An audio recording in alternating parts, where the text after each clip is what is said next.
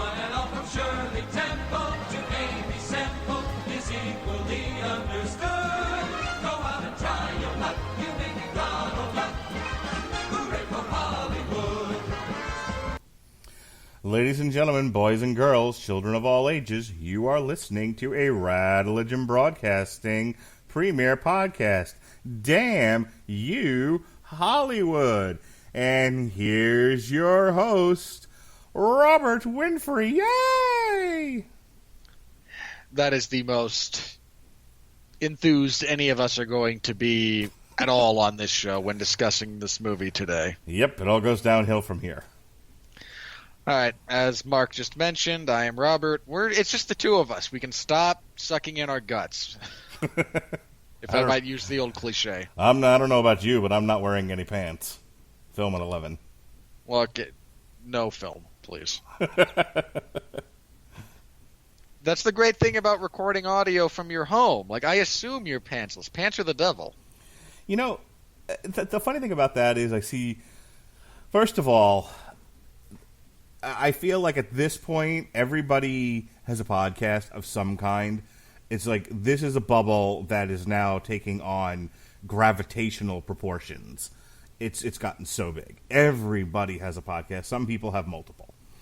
But I've noticed that in all these different Facebook groups that I'm in, that the new thing with podcasts, and I guess it's not totally new, because this was a thing that started with YouTube Hangouts, is the visual of people sitting around a table with microphones on, on bendable stands and headphones on cans, and that's the podcast.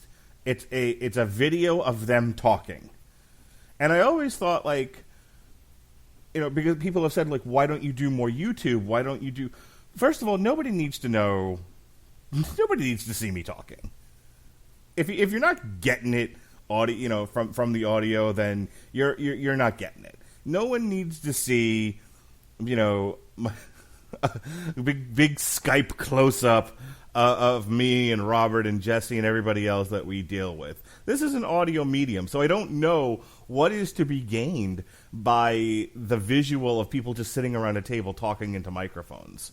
Like, if they were piping in clips of some kind, or throwing to video, like Half in the Bag, for example, which is the two of them just sitting there, but they pepper it with funny little gags, or they cut to clips of the movie and stuff like that, so it's a little bit more dynamic. But these are literally just someone flipped on a webcam and off they went, and it's like, but for why? Especially since podcasts are mainly listened to podcasting apps, at which point, who's watching this video? I don't know. I mean, look, I have a webcam. It's a cheap one, but if you at one point decide, hey, we're going to actually record video to go with this, and we'll strip it down for the audio stuff, but we'll see if anyone on YouTube likes the sight of our unsightly faces, I suppose. Like, I am prepared to take that risk that the collective horridness of our visage will instantly turn people to stone when they look at it. Look, I'm willing to do this, but I'm not changing my habits. And so if people want to see me podcasting in my underwear and see my oh-so-hairy chest, God bless you, brothers. I'm an old fat guy in my underwear. Is this what you want, America? Is this how you like it? Don't tempt me to answer that question on behalf of the country, Mark. What are we talking about tonight, Robert? I've seen the polling data. Okay, that's all I'm gonna say. I have all the good words. I just want you to know that, and I'm gonna build a wall. People will love me. I did get asked somewhat off the cuff by someone today why I don't run for something like a city councilor in my relatively small city. Mm-hmm. I laugh. Like, I podcast. Like, I'd probably be fine if I did something like that on a small level, but anything approximating, like anything that would actually cause opposition research to be a thing. I have so many hours of podcasting where I have said so many things. You've wished death on a lot of people. I I've wished harm on a lot of people. Death, a slightly smaller contingent. Fair I've enough. I've also just made terrible jokes that you're not allowed to make if you're a public figure these days. No, my political aspirations died a long time ago, and now I say things like, "This comic book is like a 10-minute hand job," and who doesn't love a 10-minute hand job? These are the things I say, whether or not they make it into the main podcast or Jesse's gag reel. And one never can tell, but if you can hear that sort of commentary on our coverage of Terminator: The Burning Earth on source material currently in our archives, yeah, everybody should give that a listen. You should always give source material a listen. It's a solid enough show. Whether or not I'm comparing comic books to sexual favors or not. I imagine it's probably a little bit better when you don't, but you know, again, each their own. You never know with our audience. By the way, have you heard the latest thing with Jim Cornette? Where I guess the answer to that question is no. Years ago, he told he made a comment about a ring announcer who was also a promoter for some indie show because he performed the show in like sweatpants and looked kind of schlubby, that he should be taken outside and hung or something like that. And Jim Cornette is obviously prone to hyperbole and exaggeration, so he really didn't mean he should be, executed. He was trying to express in his own Jim Cornette way that this was not an appropriate way to conduct oneself when doing a public performance. And there are now people citing that as reasons to get Jim Cornette fired from NWA Power because he advocates for a suicide and murder and makes jokes about it. Yeah, again, the notion that you can't... The fact that people are dredging up stuff from 30 years ago, said by a guy who is notoriously hyperbolic, bit hysterical, in a profession that rewards those qualities and the people engaged in it. Guys, get a life. But all that to say, Terminator, Dark Fate, or as I like to call it, Terminator, Dark Feminism. Racist. Now you're because white people can't be like. Have you seen that utter load of crap that white women can't actually be feminists because they're white?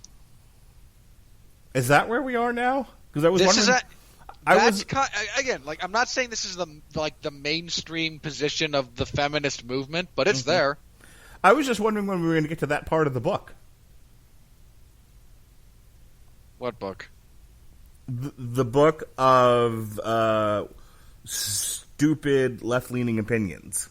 Well, I mean, we've already arrived at you can't be racist against white people. Right. So, yeah, white women can't be feminists because they're white is certainly, again, it's cropping up. It's a thing.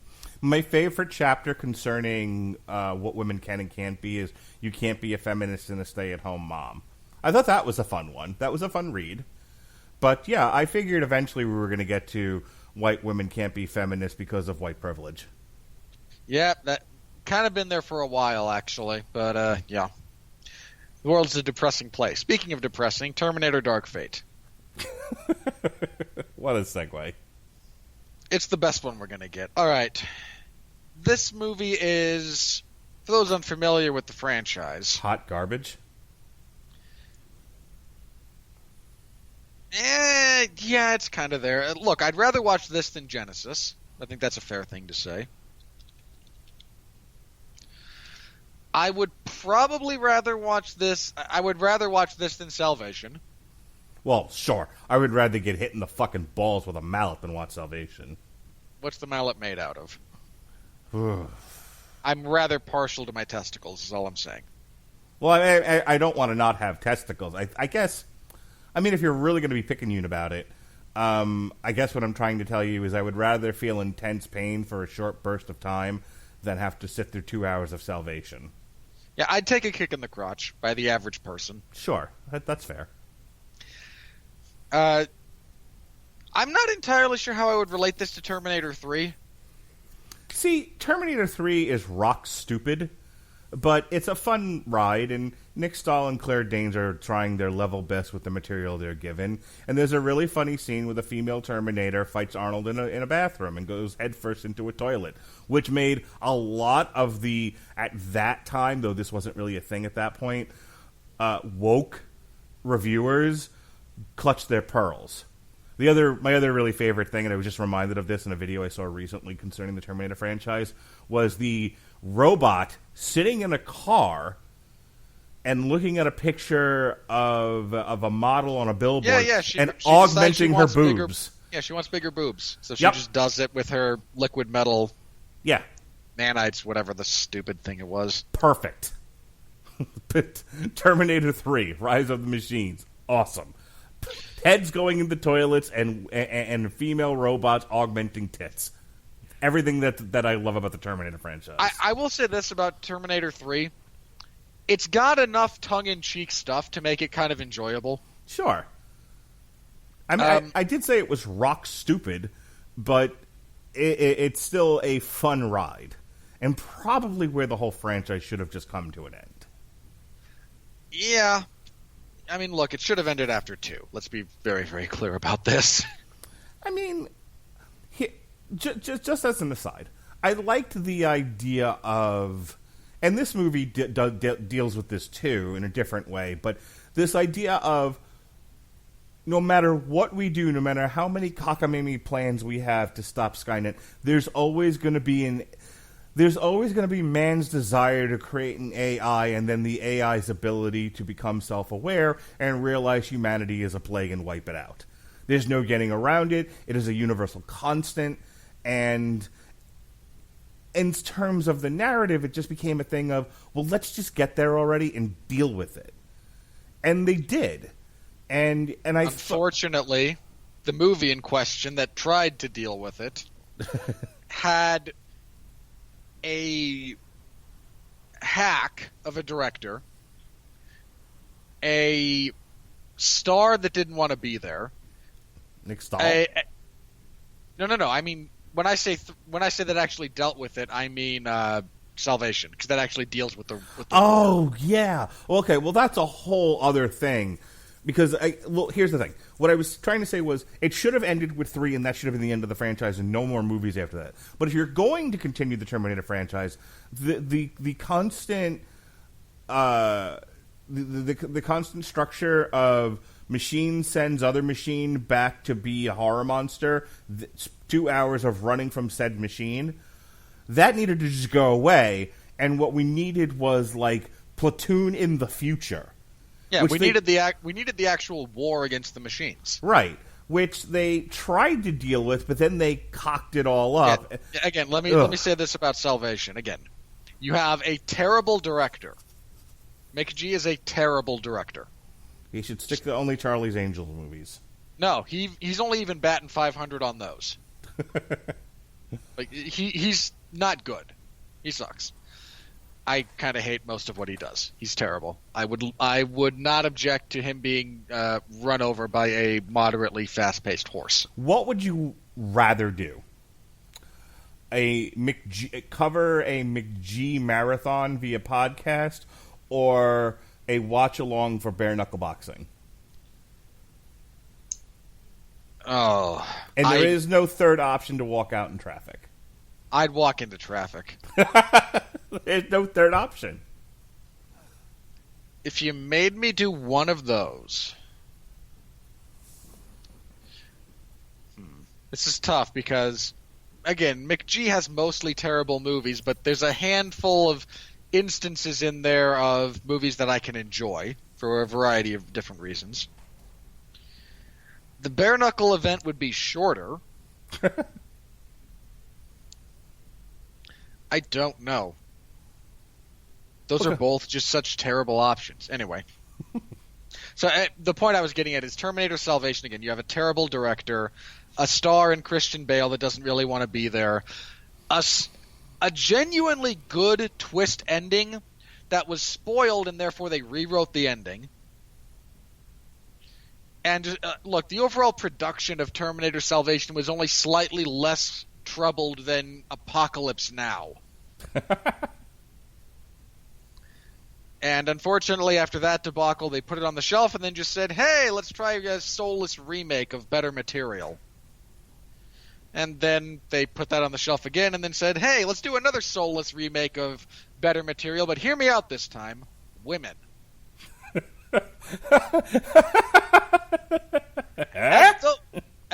I mean this in all seriousness, as though Linda Hamilton in the first 2 Terminator movies doesn't have one of the best character arcs you'll find in this type of a franchise, and isn't just an incredible badass in her own right. I was going to say, for the longest time, Linda Hamilton and Sigourney Weaver were the road warriors of women action stars. That's about right. So anyway, that's kind of where we come to with this movie. Now, this movie is set up to be a direct sequel to Terminator 2 and overwrite the existence of Terminator 3. So we open with Sarah and John Connor in Mexico living peacefully now that they have stopped Guatemala, excuse me. They're living peacefully after having stopped the threat of Skynet, but, Sarah Connor is an escaped mental patient who destroyed government property. And I love her line about herself in this movie. Like, you really want to try to cross the American border with an undocumented alien and a woman who had her own episode of America's Most Wanted.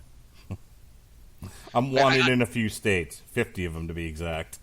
I actually want some fan made YouTube thing to cobble together her episode of America's Most Wanted. That would be fun. I want to see that. Anyway, they're in Guatemala. They're living peacefully. They stopped Skynet. Judgment Day is no longer a thing. Oh, happy day. Except, no. They wrote this in. This seemed like more of a, we want to have this emotional beat. We want to have this kind of plot point for the characters to do. So screw it. They sent back more Terminators than even we had thought about. And young Arnie walks up and shoots poor Edward Furlong in the head. Like you do.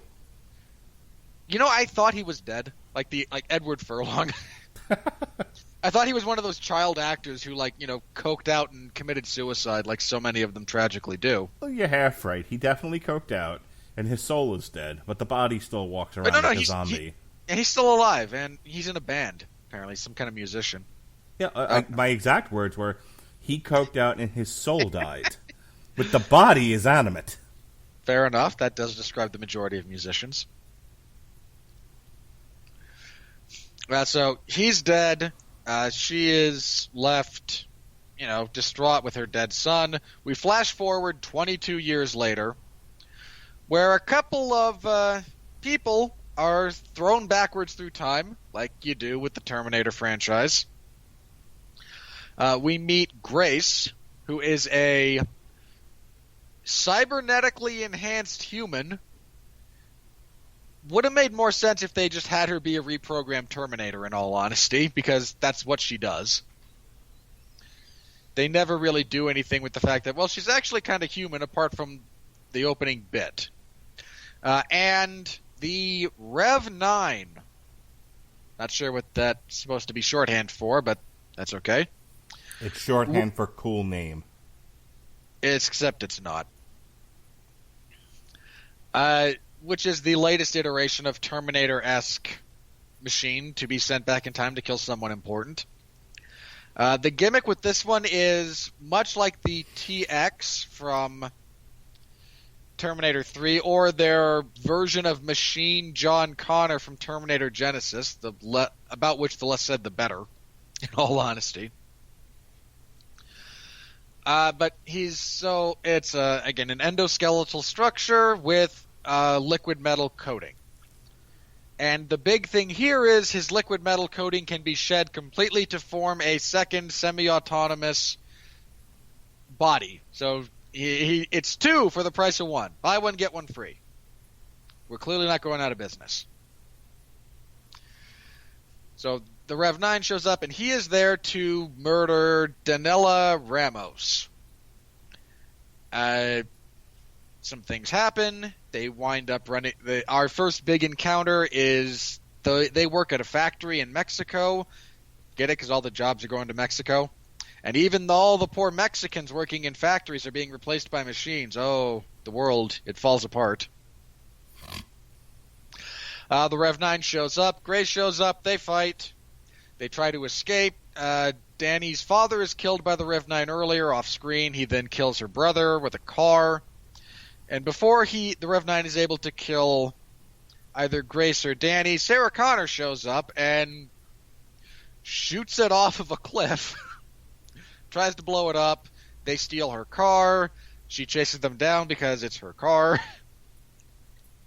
We get exposition dump about what happened because Sarah stopped the terrible future, so she thought. The future that Grace is from is relatively near. I think she said 2041, something like that. She was sent back to protect Danny. Sarah immediately assumes that Danny is essentially the new her. You will give birth to the person who's going to save us. But the big shocking twist that they only telegraph with a smoke signal. It's not your children, Danny. It's you. You were the one all along. Yeah. Where she essentially makes her becoming the leader of the human resistance against the machines is the equivalent of Jasmine singing "I Won't Be Silenced" in a fever dream in the movie Aladdin. You are not wrong with that comparison. I honestly could have, at that moment, sworn it was the same actress if I had been just a touch sleepier. Fair enough. The plot point that's going to drive things forward from this moment in time is, first of all, we're introduced to Grace's metabolic issues. She has a series of medications and chemical compounds she has to be injected with, otherwise her machine-enhanced body overheats and she dies. I don't know. That is the best part of the movie, by the way. What? The most well-written part of the movie, that she received all these cybernetic enhancements, but if she uses them too much, her body needs to either rest or be rejuvenated with medication, or she can't function. And I'm like, yeah, that is... The human body's not meant to be doing what she's doing, even with enhancements, so it would totally make sense that she'd seize up unless she got appropriate rest and or medication. Yeah. I say that because so many movies, Superman has an infinite amount of energy. It's something that my dad talks about all the time with these movies, where, he doesn't like a movie because it doesn't take into account enough science, is a lot of his complaints. So he's like you, but worse. And I would like to hit him with a car, then. I occasionally, I think about throwing myself into traffic. Anyone worse than me, I do kind of, I can't talk to him about movies anymore because he'll go into, I jokingly and lovingly call you Mr. Wizard. He gets to a point where I don't even want to hear him talk anymore. But, that they had the foresight to think, well, she can't just have an infinite reservoir of energy. She, there's no way, even with cyborg parts, that she would be able to tolerate that. Not to mention the fact that even if they're utterly ignoring biological science, the idea they are in many places. Again, it's not a documentary. I'm okay with it. I do wish to point out that it's not like there's one area that they're adhering to science in and another where they're not. No, they throw a lot of it. But giving her an inherent hurdle for her to get over by putting limitations on her, I thought was thoughtful writing in a world where they don't put that much thought into these characters. I'd agree with that. So credit where credit's due. Fair enough. And anyway, so they meet Sarah. We get the exposition dump. It's basically the same thing. It's not Skynet this time. It's Legion, which is another AI cyber warfare thing that gained sentience and decided to wipe out humanity. And it's the same thing over again because... Here, to be specific about it, according to the wiki, Legion controlled servers worldwide, and in desperation, here's the twist, humanity tried to neutralize it with nuclear devices, which resulted in a nuclear holocaust, at which point the AI building a network of global machines to exterminate the human survivors.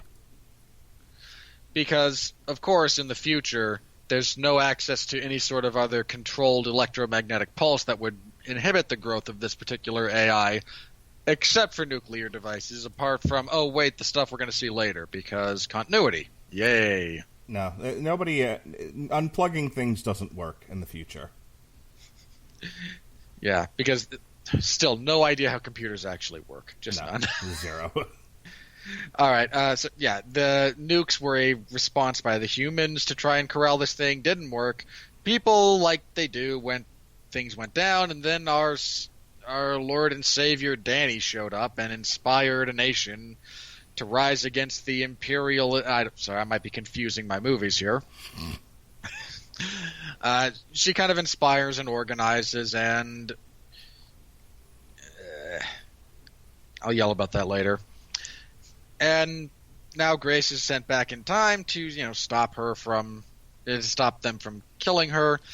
What we're trying to find out, we're all headed to one place in Texas at the moment because Sarah's been receiving coordinates that have led to that were actually Terminator landings that have been sent to her anonymously, and she's showed up, destroyed the Terminators, and she had one for this group, and that's why she was able to find them on the bridge. And the location that she's been getting those from is the same as a series of coordinates that are tattooed onto Grace at the behest of her commander, i.e. Danny.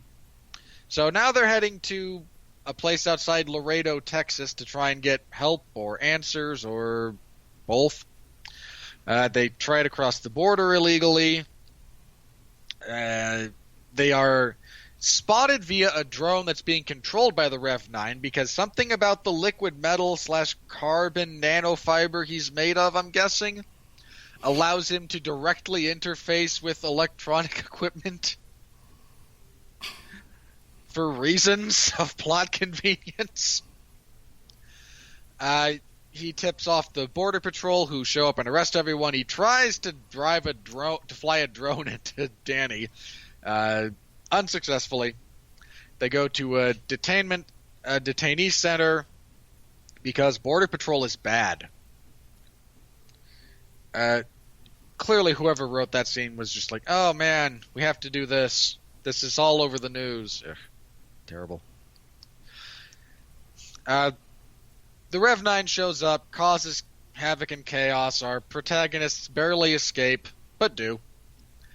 They go to the coordinates in Texas where they find Arnold Schwarzenegger, the Terminator that killed John. And Sarah initially tries to shoot him, is dissuaded from this by the reality that we were sent here for help by people who know about these kinds of things. The unit in question says that after I completed my mission, my programming was done, so I gained a degree of autonomy.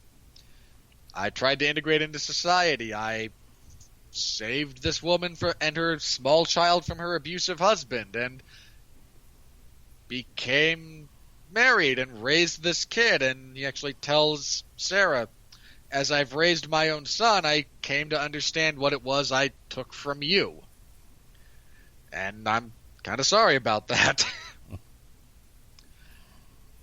But he has an arsenal of weaponry because Texas.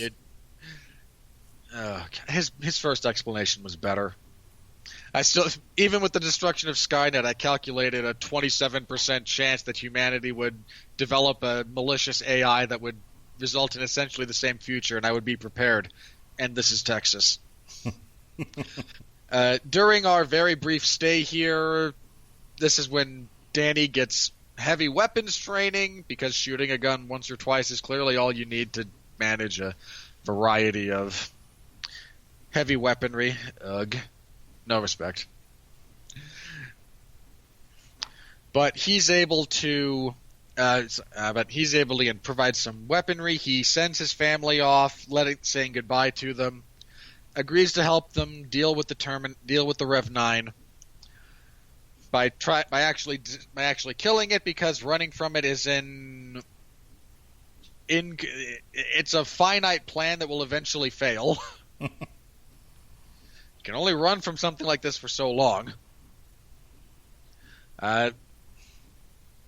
They go to a contact of Sarah's, which is just a contact she has inexplicably, who's able to commit treason on their behalf and hand over. They couldn't have just made this guy here's a small thing, but could have made this much better. The Air Force, I think it was an Air Force colonel in question, is actually the Dyson kid from Terminator 2. I thought that's who that was, but apparently It was just random black guy. Random black guy. But again, you could have easily had it be this guy's kid. Right. And it would have made sense. Like, suddenly, this makes sense why you guys might have some kind of connection and stayed in touch, and just, nope, random dude. No, only women and sexless men matter in this movie. Can I just say that was hilarious, by the way? Like, she hasn't noticed you weigh 600 pounds and don't sleep. Our relationship is not physical. Right. She cared that I could change diapers efficiently and without being squeamish. And you know what? Fair enough, man. I'm a good listener. That was the other thing. And I'm funny. Yep. At this point, I can only assume most scripts being worked on in Hollywood and being greenlit are like there's some woman with a checklist. And it's just like, okay, have we hit all the things to make sure we are continually invited to parties and not blacklisted in Hollywood under its current themes and motifs? Yes, good. Okay, script approved. Like, well, is it any good? The script has been approved. That's not really what we're looking at this point. We're not really so much looking at whether or not it's any good. We just want to make sure these points are covered. Is it good? It checked all the boxes. Yeah, but is it good? It checked the boxes. All the boxes. But is it a quality movie? But the boxes. Here's the thing. There were women in the audience where I watched this, and I'm pretty sure they all thought that was stupid too. Yeah, it is. It's a really look. If you just have it be the gag about I could change diapers quickly and I wasn't squeamish about it, and things kind of grew from there, then I think it's fine. I was gonna say I was dependable. I didn't beat this woman, and I went to work every day. I would have been happy with that. Once he got into, I'm a good listener and all of that, I was like, there's not a single woman in this audience watching this movie who thought that was sexy.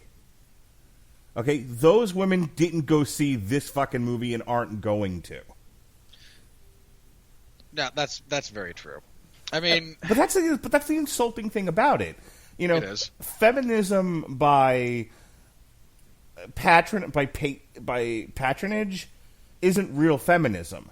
It's lip service and it's insulting. And it's like I stand behind, in most cases, equality between men and women. I think there are certain things that should be the exclusive purview of men and not women, and vice versa, based on what they're best suited for, strictly on biology. Read into that what you will. Sure. Only women can have babies.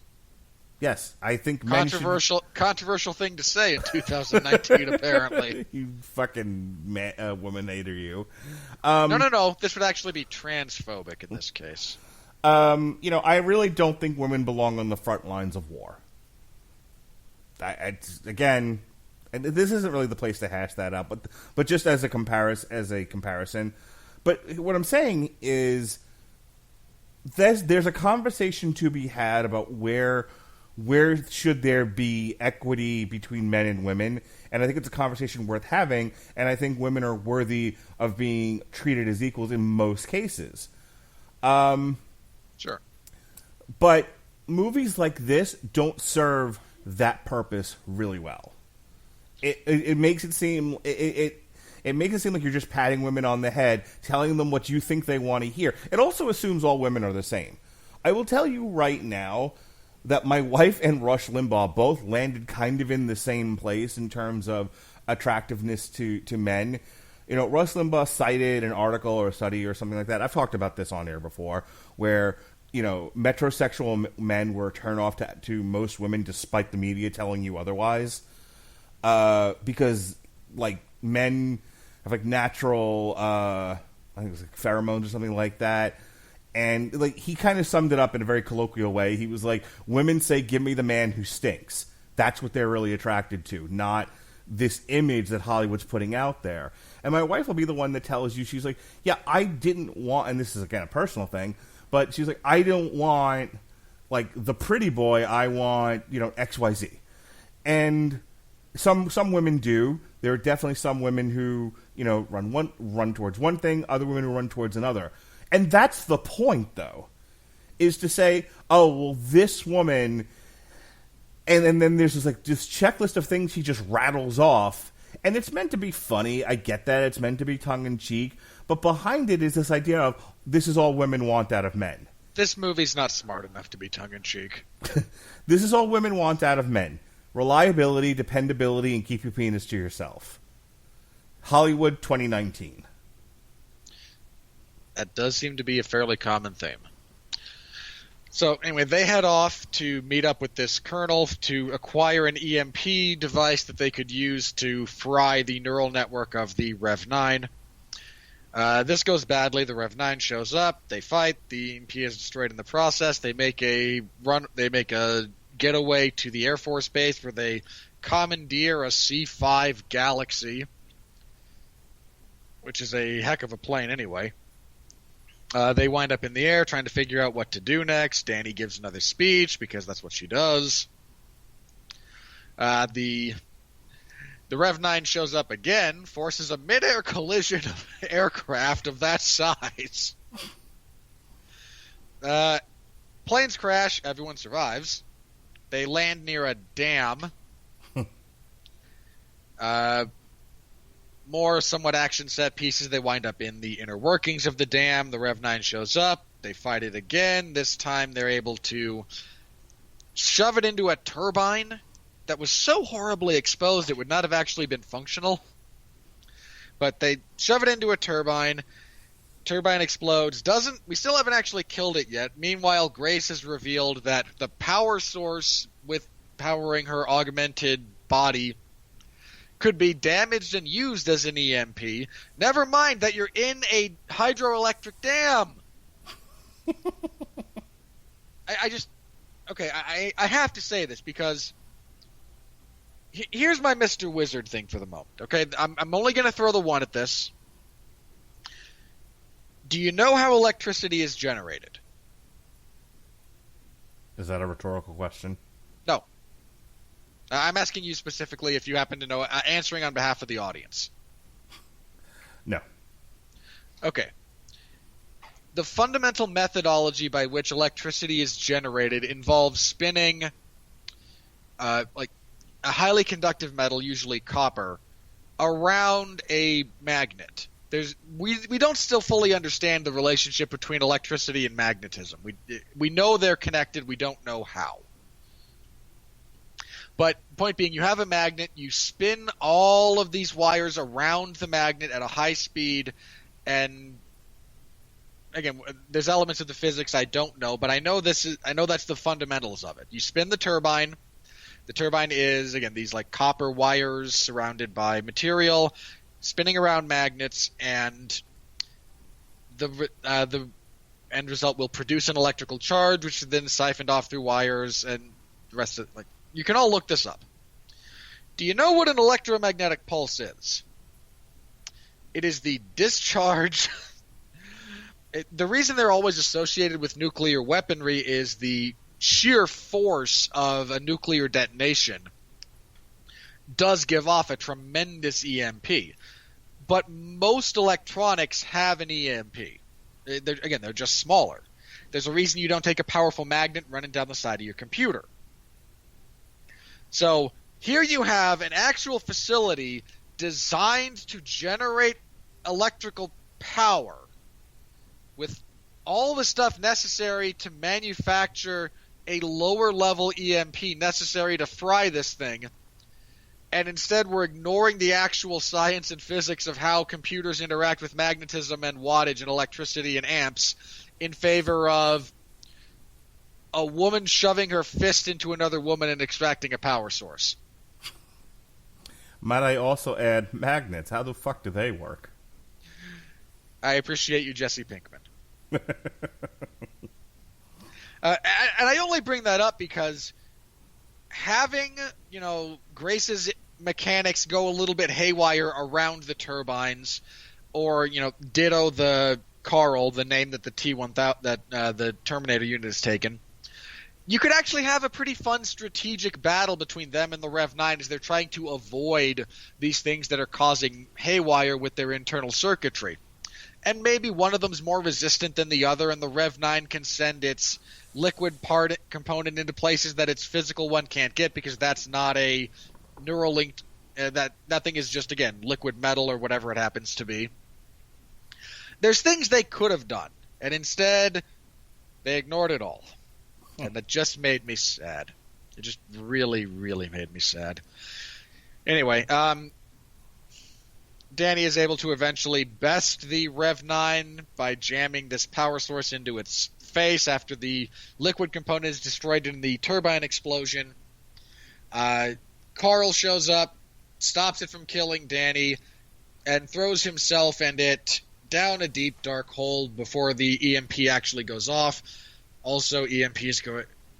I don't know what her power source was made of, but just an EMP would not actually melt the metal and fuse it to the ground. Clearly made of unicorn tears. I would have accepted that as an actual explanation.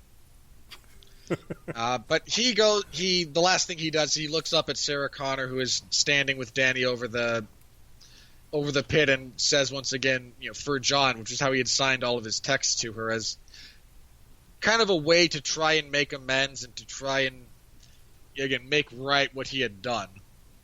And it's actually kind of a touching moment when you consider the genuine arc of both Sarah and her relationship with the various Terminators throughout her existence in the film franchise. She and Danny head off. Grace is now dead as well.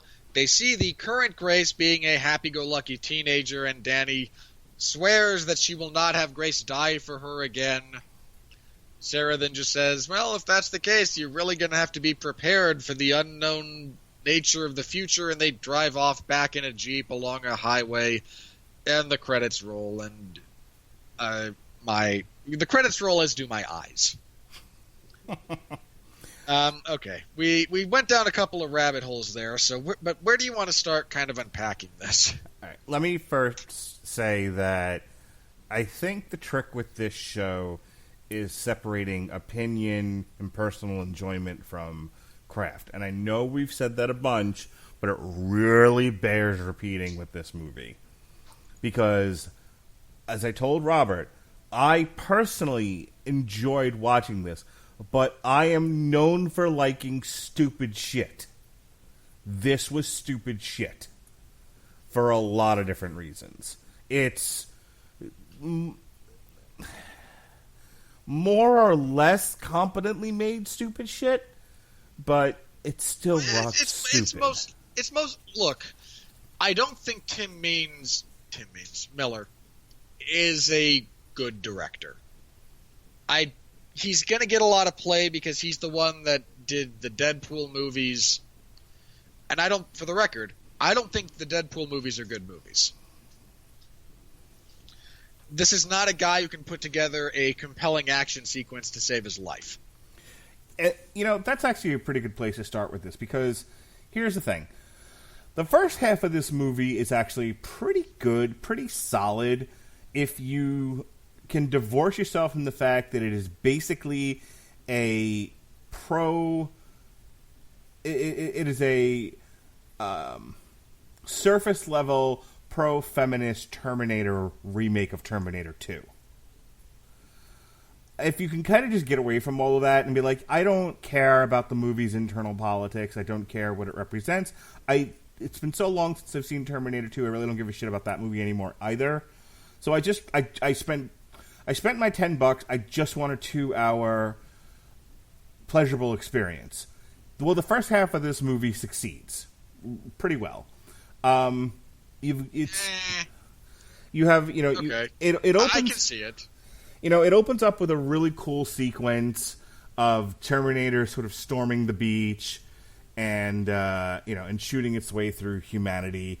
And then you you get images of what happened in Terminator 2 Judgment Day with Sarah telling about like the future is nigh. It immediately goes to a de-aged Linda Hamilton and a CGI Edward Furlong and a CGI Arnold.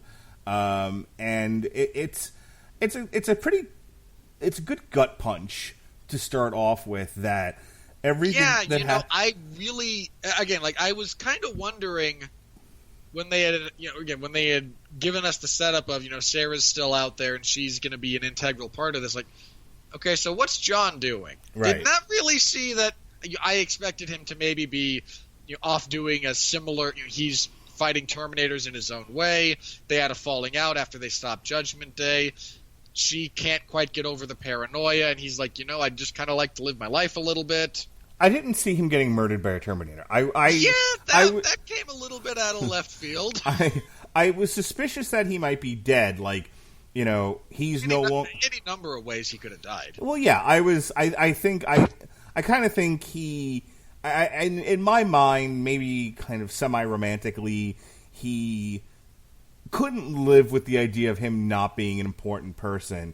And somewhere in his 20s, when his life just wasn't going that way, and he was just living the life of a regular guy, he got into drugs and drinking, and eventually he just died. And so. And I don't know how entertaining that would have been for people, but I feel like that might have been one way that they could have handled the John character, just sort of not being able to live with not being John Connor, resistance leader. I mean, that's a way to go. I mean, I'm more prone. I'm a little bit more susceptible. What's the word I'm looking for here? I tend to favor a little bit more the more tragic things. So I might have, if I were doing it, he would have been happily living his life, like grown up, or mostly grown up, like wife, kid on the way, and just drunk driving accident, like just the random tragedy of existence. Yeah, kind of maybe sort of living the life of a post heroism. Mr. Incredible, he's just a fat guy working in insurance, just ham and egging it. Johnny Lunchpail. In any case, none of that happens. He fucking gets shot in a bar as a child. And you know what? I didn't see this coming. I liked it. Yeah, and not just because I've seen Terminator 2 enough times to kind of still harbor resentment at Edward Furlong's existence. So the point that I'm saying is like. So you get that, and that immediately hooks you. And then you get to know Danny a little bit. You start to follow her, and she seems like a decent gal. Look, all they do with... I mean this in all seriousness. All they do with her is rehash the introduction of Sarah from the first Terminator movie. Yeah, mostly. But with Mexican cultural themes instead of single white female themes. Yeah, I was going to say, like, whereas Sarah was just sort of a... schlumpy single woman waitress making her way in the clubs and whatnot. She's sort of born loser is the way she's set up. Danny's working, she's taking care of dad, taking care of the brother. She's because of course they can't take care of themselves. Hey, you know what? I was actually okay. Look, at this point in the movie, I'm like, just tell me a story, and if you want to say, hey, here's proud, put-together Mexican gal in Mexico. Fuck it. Whatever. I'm fine with it. I'm not going in guns. I'm not looking for things to hate at this point. If if I had any faith in the script to let it lie at just that and from the beginning, I would have been fine with it too. Well, you react to things quicker and differently than I do. So anyway, I'm a more predictive individual than you are. Yes. So anyway, so you get to meet her a little bit, and you get to see her situation, and then bam, within seconds, you're into. I mean, there's a little bit with Grace and her getting the guy's clothing and all of that. That's kind of a fun scene. You see the Terminator drop into the world, and all of that. Long story short, you're not that far into the movie when the first major action sequence breaks out. And before Sarah Connor shows up, before Arnold shows up, before you're rehashing the same exact fucking plot as T2 up to a point, there's actually a nice little movie happening here. I mean, let's remember, it's not Gandhi. It's not Gone with the Wind. It's Terminator movie. So there's some forgiveness to be had. But I think as in terms of remakes, it's fun to watch in the beginning. They have the Mackenzie Davis doing some really, really cool physical stuff. They have Gabriel Luna doing some pretty cool stuff. I'm going to disagree with you on that, but I want you to keep going. I don't think the CGI for what they were trying to do at that point in the movie looked terrible. So I thought the sequence in the car factory worked pretty well, and I was engaged in what was happening. And then you have the extended car chase, and again, a lot of this is familiar, but they're doing interesting things. I loved Gabriel Luna chasing them in the truck and just knocking cars left and right. Just the wholesale Superman-esque Man of Steel destruction going on was fun in the first 20 minutes of the movie. There's a better comparison if you're looking for action sequences similar to this. Mm-hmm. The one from Terminator 2 when Robert Patrick drives a fire truck after John Connor down the LA Aqueduct. Yeah, very, very similar. And then... No. They should have paid... Look, if James Cameron wasn't a producer on this movie, he would have sued them for plagiarism. But again, I didn't even remember that till you brought it up. So again, I'm engaged and I'm watching and it's fun for me. They introduced Sarah Connor and... Look, Linda Hamilton is great in this movie, and as far as performances go and emotional arcs and depth, I think she actually has the best character. But when she first shows up, giant eye roll for me, even though they did this in the trailer. She shows up, she saves them from the Terminator because at this point they've just plumb run out of luck and they're going to die. But she comes in, Deus Ex Machina style, and she shoots the Terminator, sends him over the cliff. He has to have a hard reset. And as you said, they steal her car, and she does the "I'll be back" line because nobody can have nothing except women right now. It's fine. That's the world we live in. So she does. Not only that, Arnie actually has the line later, and I told them I won't be back. Yeah. So anyway, she does the "I'll be back" line because of course she does, and then somebody does in every Terminator movie. It's just a thing at this point. We get to the hotel bit where Sarah and Mackenzie and Grace are kind of having a pissing contest. And again, Mackenzie Davis is playing the young stoic soldier. Linda Hamilton, the old craggy veteran, and there's some nice tension going on there, and there's a lot of really fun stuff happening up to this point. So where am I going with all of this? There's a hard point in the movie where the movie stopped being enjoyable for me, and it just became destruction porn and a lot of eye rolling. And it's about the point where they caught up with, and I alluded to this before. It's about the point where they caught up with Robot Arnold. I'd say it's before that. Like, they don't do anything all that interesting with the Border Patrol stuff, and I think that's the point for me when everything goes off the rails. Oh, okay.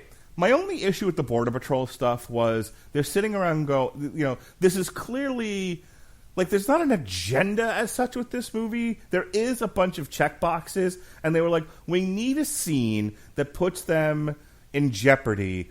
what's hot right now that we can kind of point to and say, these things are bad.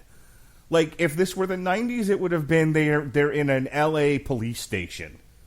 You know, if this is the 70s, it's a New York police station. Well, it's 2019, so of course they're in a Border Patrol detention center. Because that's the current boogeyman. It's not killer clowns, it's Border Patrol agents running at you, going oogie woogie woogie, and clamming pots and pans together. Now mark that on your bingo card, everybody. And it's just, and I think you're right, that's where the eye rolling started for me. I mean, it's handled with some degree of dignity. You know, not every Border Patrol person in the place was the worst person ever. This isn't First Blood.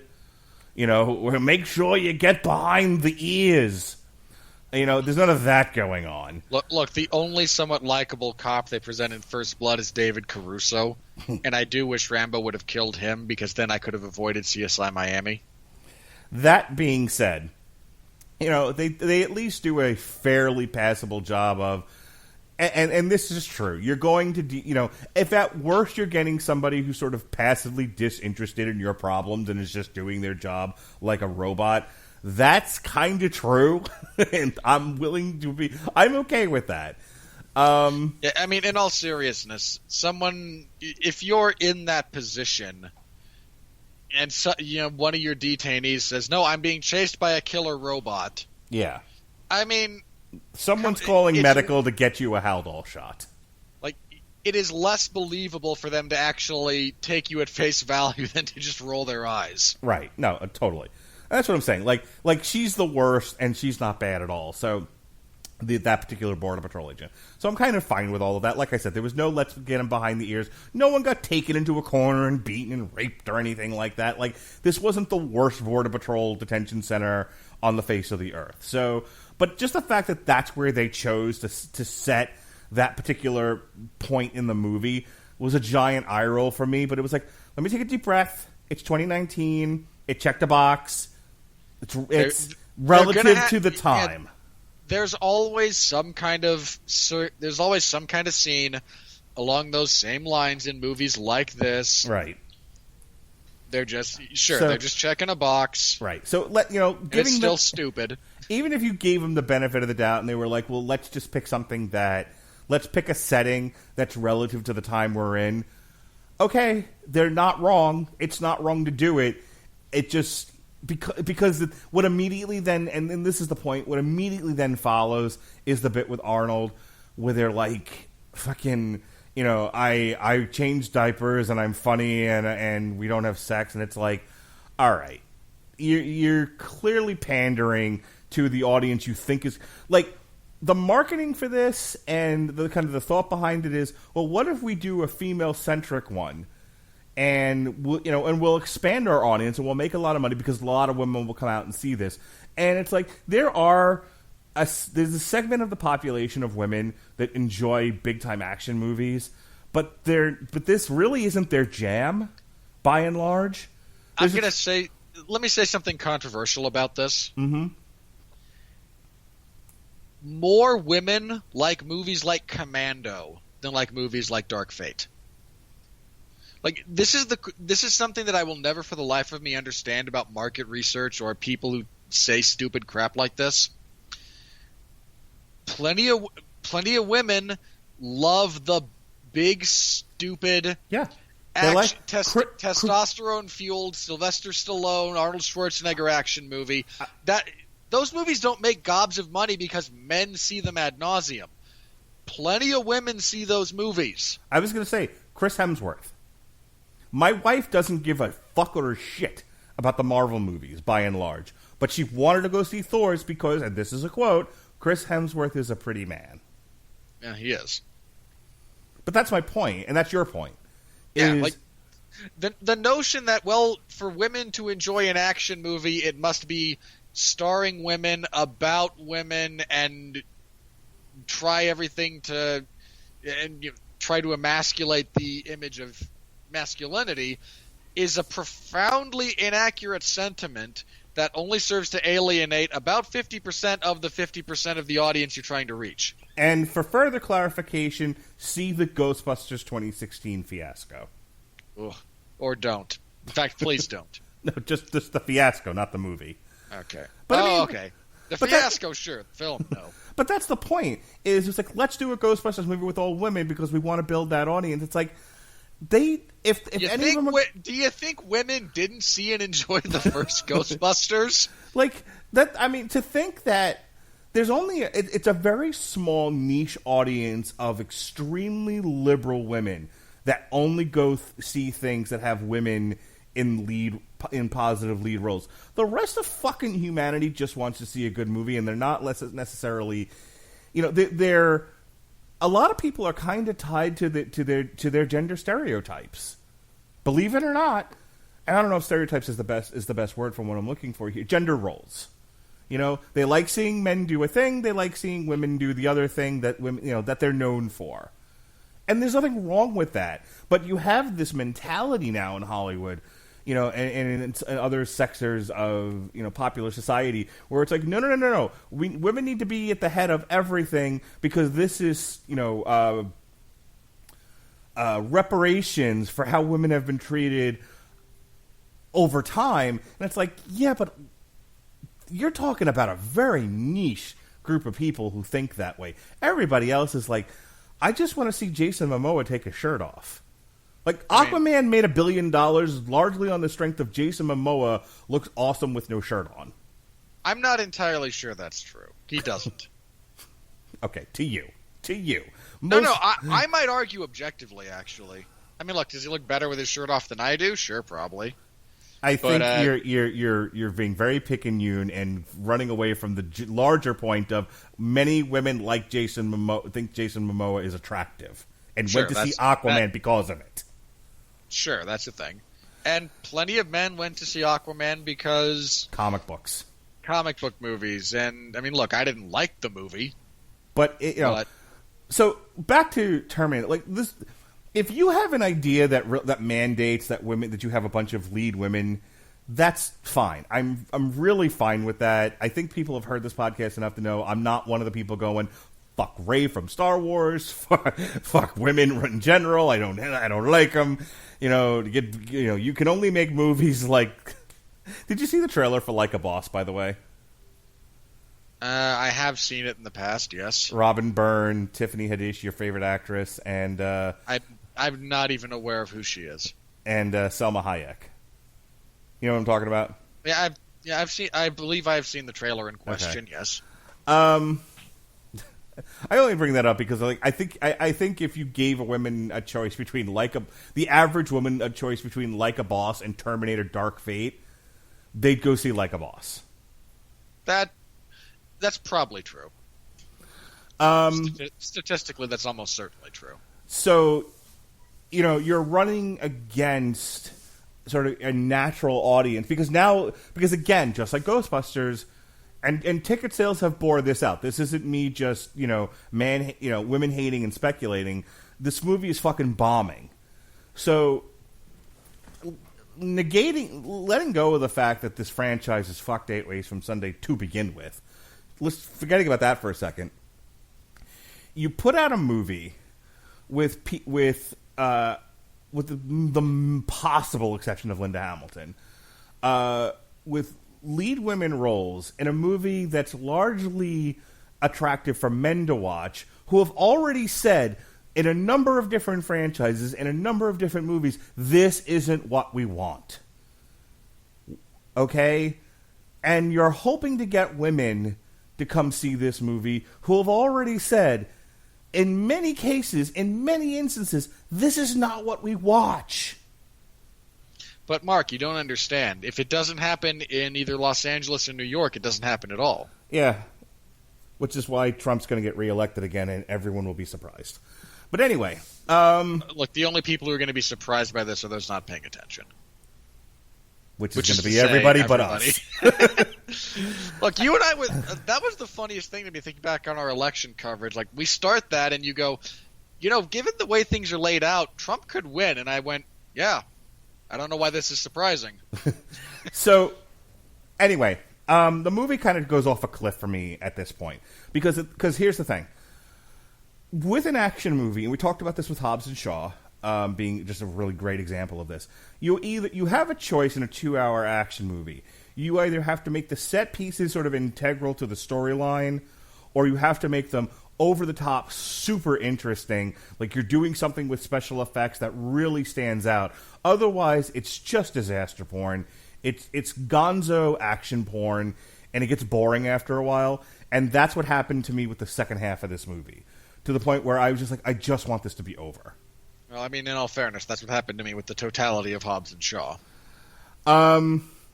So between the border stuff, then Sexless Arnold, then incessant, boring action. I mean, some of the stuff on the plane was kind of fun to watch, but it was like I feel like I've seen this all before. You're not doing anything interesting with it. Danny's not. Once you got to know Danny, like, she's fine, but then you would hang on. I gotta say this, and this is really important to me. Okay. I speechifying is not a personality characteristic that's particularly interesting, nor is it effective. It's like they didn't know how to make her, with the amount of time they had to spend on the movie with her, like how to, like they know they want her to be John Connor, but they don't know how to get her there. So their method for this is we'll just have her give a speech and stop people from beating up on a kid, and that'll be enough. Demagoguery is not exactly an attractive character trait. But so I'm watching the scene where they reveal that the reason why Mackenzie Davis went back in time was to make sure Danny was alive to save her in the future. And it was less about, like, we need to make sure there's a resistance here. It was more about, like, hey, I'm going to get murdered if you're not there to stop these animals for, killing me for food. And it's like, okay, boy, is that not an interesting story, number one. Number two, Danny does nothing. And this is why I said, like, this to me was like the Jasmine moment from Aladdin, which is like, I will not be silenced. Which you sang in your mind to nobody. And what the actual fuck? And let me be clear, I think you and I mentioned this about the Jasmine scene. She doesn't then actually do anything of value. Right. Like, my thing about that, and I said this at the time, you can listen to our Aladdin review, I'm okay with her demonstrating her competence and her value by finding obscure bits of law or tradition that are being overlooked because she's established as being interested in statecraft. She reads a lot of this stuff. She is very involved and invested. So have her know something that will turn the captain of the guard's perspective around. Not just, but come on, we helped you. I don't know. And this is the thing. It's like the Family Guy thing where there was a recent episode of Family Guy where somebody made the comment about Family Guy. This was sort of a critique within the show. One character says of Family Guy, even though this was about a woman, this feels like it was written by a guy. And the guy showing them the footage goes, well, "What if I said shut up? Would that change things for you?" What do you think about it then? And that's how this movie comes across. Like we're writing a movie for women about women, written from a guy's perspective who clearly doesn't know anything about women. I mean, at least you and I have the common courtesy to point out that. I mean, that's how we opened our review of like the first season of Jessica Jones, wasn't it? Listen to two middle-aged white guys talk about contemporary women's issues. Yes. Hey, we're going to address trauma in the lives of women. Take it away, middle-aged white guy. Look, I'm not saying I'm by far not an expert on the female psyche, but I will tell you that they are not a monolith of opinion and emotions. There is as wide a variety as there are among men, and that should be obvious, but I feel like it isn't. But Mark, I thought all men were just, Joey from Friends? Yeah. Isn't that the truth? Well, I hate society. All women are Jennifer Aniston, all men are Joey. That's just fucking life right now. Boy, look, you know what? I would root for the machines if that were the case. I'm just going to put it out there. So the point of all of that is to say that they gave Danny nothing. This is a guy sort of imagining, is like, oh, if I have to make a female, leader character. It is amazing how many, I guess, talented. They say they're talented. They've certainly gotten a lot of work. Who wrote the screenplay on this? This is... David Goyer wrote this. Piss on that guy. David Goyer, Justin Rhodes, and Billy Ray. Story by James Cameron, Charles Egley, Josh Friedman, David Goyer, and Justin Rhodes. All right, so the point is, why David Goyer gets work is beyond so far beyond. Look, the only thing he's done that wasn't terrible, and I will say this, and I mean terrible, were stuff that where like Christopher Nolan sat over his shoulder. The Dark Knight. All three of them. He was part of the process. The Dark Knight Rises is dog shit. That is inaccurate. Okay, we're not going to get into that. I mean, look at the stuff he's directed. He wrote and directed Blade Trinity. Why he got a single solitary job after that catastrophic failure is beyond me. So the point that I wanted to get to so we can move this on is I feel like the default position of men in Hollywood when writing women in strong positions of leadership is they're a nag. Jasmine's a nag. Danny's a nag. They're not inspiring. And here's the thing: it's not even close to realistic that her nagging the two people beating up on young Grace would have stopped what they were doing. They'd have shot fucking Danny in the head. I mean, if they had weaponry, they would have shot Grace. But well, yeah, that too. But mid-speech, Danny would have been shot in the face, or she would have been attacked too. Like, she doesn't have the mutant powers of nagging will render you suddenly. Reasonable. That it doesn't work that way, and I wouldn't be making such an issue out of it, except that I fucking see this all the time now. It's kind of everywhere, and it doesn't make sense. Like, I mean, in all seriousness, let's consider the first two Terminator movies by way of direct comparison, because Linda Hamilton and Sarah Connor in the first Terminator is not initially an inspiring character. No. She's a schlub. She's a born loser. She gets there, though, because they give her an arc. They give her things she chooses to do, things that happen to her beyond her control, and how she adapts. To the point in the second one when she's a bona fide badass. And, I mean, don't get me wrong, she's still got issues. And I mean that in the good way. Like, they developed an actual character here. And at no point does she nag anyone. No, and more to the point, she actually just kind of goes off to do her own thing because she is driven to stop the nuclear holocaust. Yeah, she's proactive. By contrast, here's Danny going, "Stop and listen to me. I'm right." Yeah. No, stop. Listen to me. I'm right. So between Danny's lack of character, Grace is a non-entity. Well, Grace, up to the point where she's arguing with Sarah in the hotel, was interesting. After that, she just sort of gets moved to the background, and she's just action hero gal. She becomes Laser Lady, basically. She's Captain Marvel. She's just kind of there, doing superhero shit. And then all that you've got left of this movie, and again, Gabriel Luna's Terminator character is just a slasher monster. There's nothing interesting about him, other than fun accents that he does. Can I bring this up because this is an important thing? The ability to act as a slasher villain is a really important thing, believe it or not. You don't think about it because there's not a lot of traditional acting.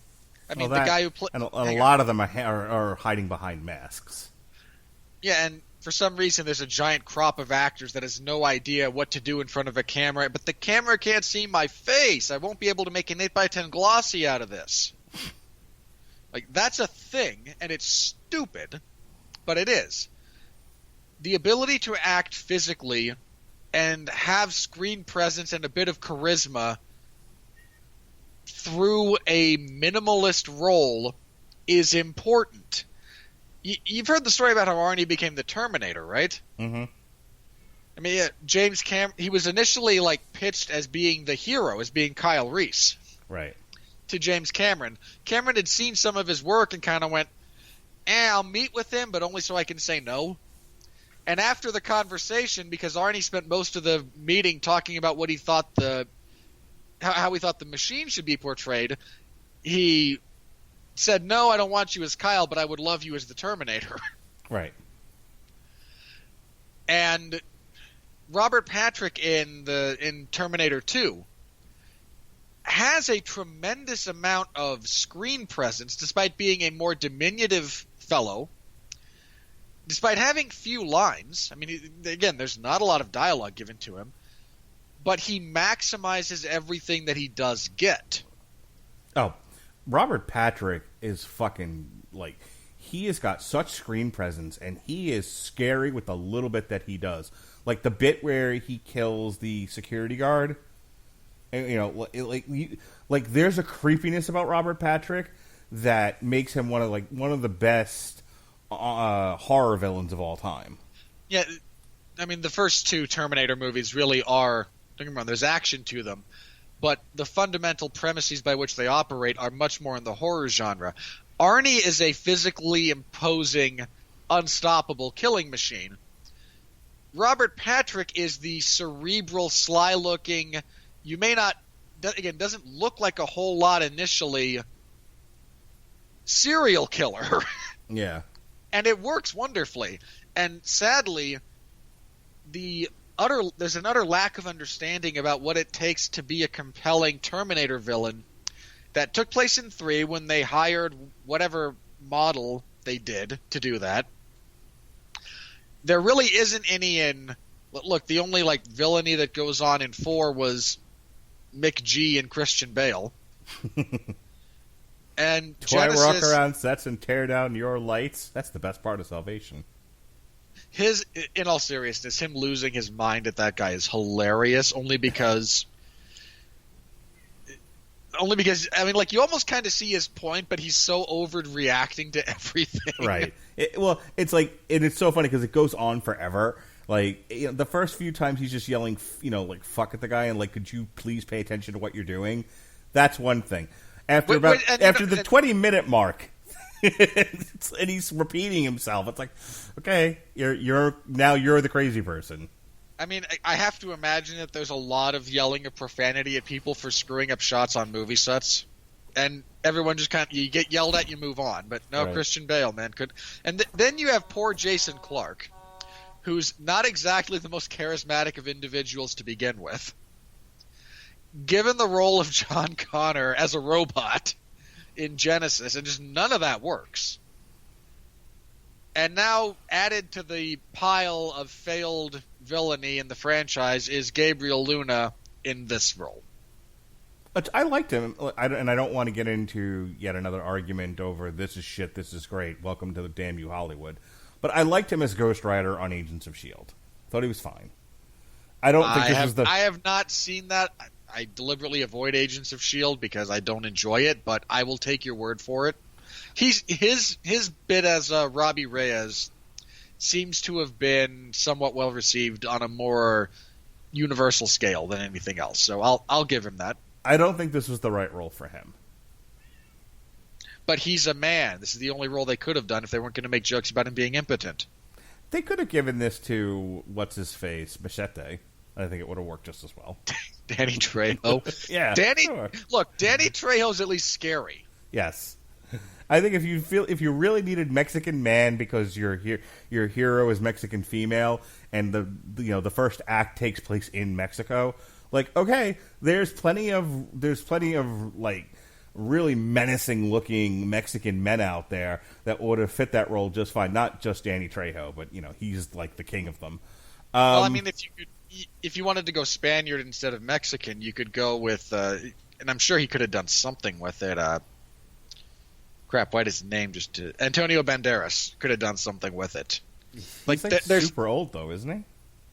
You just talked about Danny Trejo, whose face looks like it was the original bit of tanned leather. Yes, but there's a difference between old Danny Trejo, whose wrinkles also hold knives, and Antonio Banderas, who just looks like, Frankie Kazarian. He does not look like Frankie Kazarian. Right. Kazarian would be lucky to look that good. Frankie Kazarian looks like Antonio Banderas. I've always thought that. Look, anyway. Especially once he shaved his head. Yes. So, just moving on. Once you, again, I was starting to say this before, Gabriel Luna is doing his level best with a nothing role, where it was just mostly CGI. Mackenzie Davis gets moved to the background. Danny's a nothing character. There's long stretches of mindless action. All you've got left is the odd couple routine between Arnold's Carl and Linda Hamilton's Sarah Connor.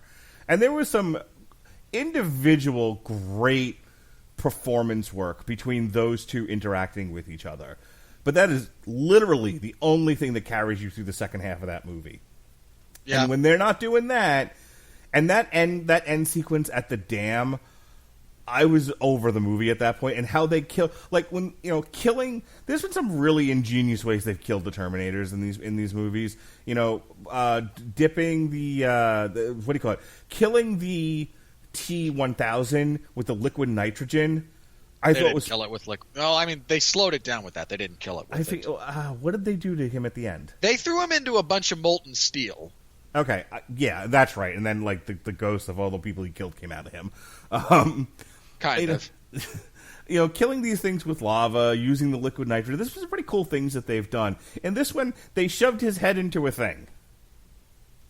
That's it. I mean, look, just for the record, there was a better use of technology and physics in Terminator 3 to deal with essentially the same villain. And I was going to say, even in Genesis with the magnets, I thought was pretty fun. I mean, sure. It could have been worse. But didn't they also have the one in Genesis that they just dumped acid on? Maybe. Which was also pretty cool. All I remember was the magnets. But here, it's like the unstoppable killing machine can turn to liquid, can do all these crazy things, can survive anything being happen to it. How do you kill it? Shove a thing into a thing. I mean, again, I have to bring this up from Terminator 3. This isn't what killed the TX or whatever it was, but when they have to escape from her, they do so by turning on I think it's their play on a particle accelerator, and as it's turned on, it becomes powerfully magnetic. So as she's trying to chase them, she just gets pulled into this coil and is stuck there, with the liquid metal part of her system being slowly peeled away from her endoskeleton up until the point when the thing blows up and she's able to kind of regain herself. But when Terminator 3 has a more inventive bit of slowing down the creature than you do, buddy, you have failed on such a fundamental level, I'm not even sure it can be salvaged. Yeah. So overall, those are my thoughts on this movie. It's half a good movie, half a crap movie. The best parts are Linda Hamilton. I now want to see a sitcom of Linda Hamilton and Carl, done Odd Couple style. And that's it. When we get to the money, we'll talk about why this really should be the last of the Red Hot Terminator movies. Your final thoughts, sir? Okay, I'm going to say this. I said this at the start of this bit of the discussion about Tim Miller. I don't think this guy can craft a memorable or an enjoyable action sequence.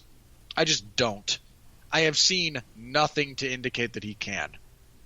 Name me one decent action sequence from either of the Deadpool movies. The opening, killing all the mobster bits from Deadpool 2. That's not an action sequence. That's a crappy montage. That's not the same thing. Okay. I got nothing. which kind of goes to reinforce my point.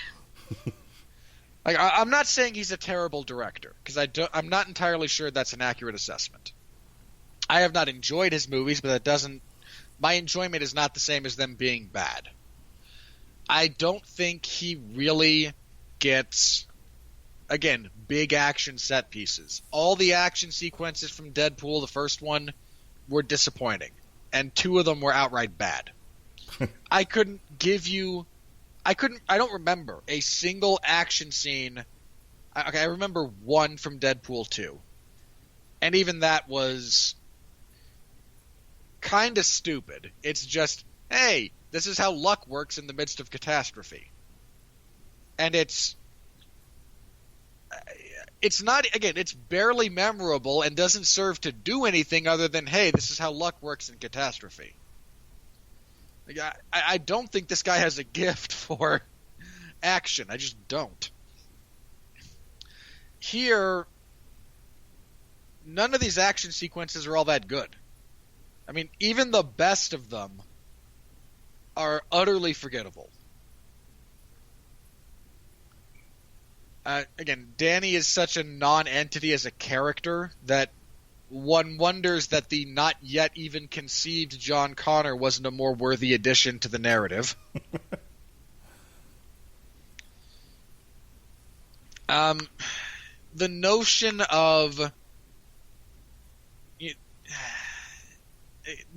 anything that is even loosely decent about this movie, they ripped off from something else. I complained about Genesis being overly derivative, because it is. In some and let me be clear, in some cases they have to be, because they're actually expressly retelling a few different things. But this is somehow even more derivative than Genesis. Again, if it were not for Linda Hamilton, this movie would have nothing of value to it. And it's a very, very sad thing. But and look, salty old lady Linda Hamilton with the shotgun, not having any time for your crap. Sure, that's awesome. Like, I'm credit where that is due. There's some awesomeness there. But this is not a very good movie. It's loosely enjoyable, I suppose. I mean, you seem to have enjoyed it. My dad enjoyed it. Like, it again, in the sense of, like, really, really dumb popcorn movies that you're kind of glad are over when they're over, sure. But other than that, I don't have a whole lot here. Like, again, it's not a very good movie. Okay. This is one of those movies where, like, I love doing the podcast. I love talking about movies, but there are sometimes I watch some of these things and I go, I enjoyed this up until the point that I had to talk about it, and then I realized what crap it was. Boy, that sure was a lot of fun. Really? All of it? Oh, wait, you're making me actually think about this? Yeah. How dare you? Yeah, I don't want to have to think about this. Like the difference between this and the last few movies I've seen, like Maleficent. Maleficent I knew was stupid as I was watching it. Zombieland I knew was stupid as I was watching it. In fairness, Zombieland's trying to be stupid, at least. Yeah. This, I didn't think was stupid until I got out of the movies and I started thinking, okay, what am I going to talk about on Damn You Hollywood? Oh, no. Oh, this wasn't good at all. Well, thanks for ruining my good time, me. And on that note,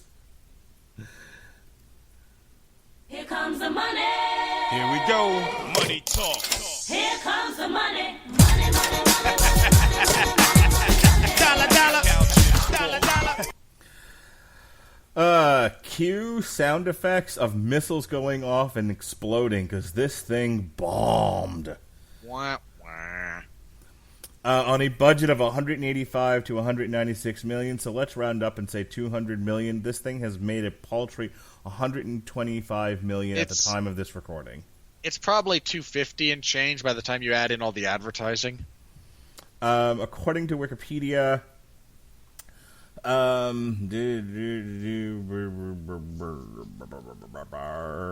I have seen that particular article on Wikipedia, yes. It received generally positive reviews from critics, with many considering it a return to form to the series.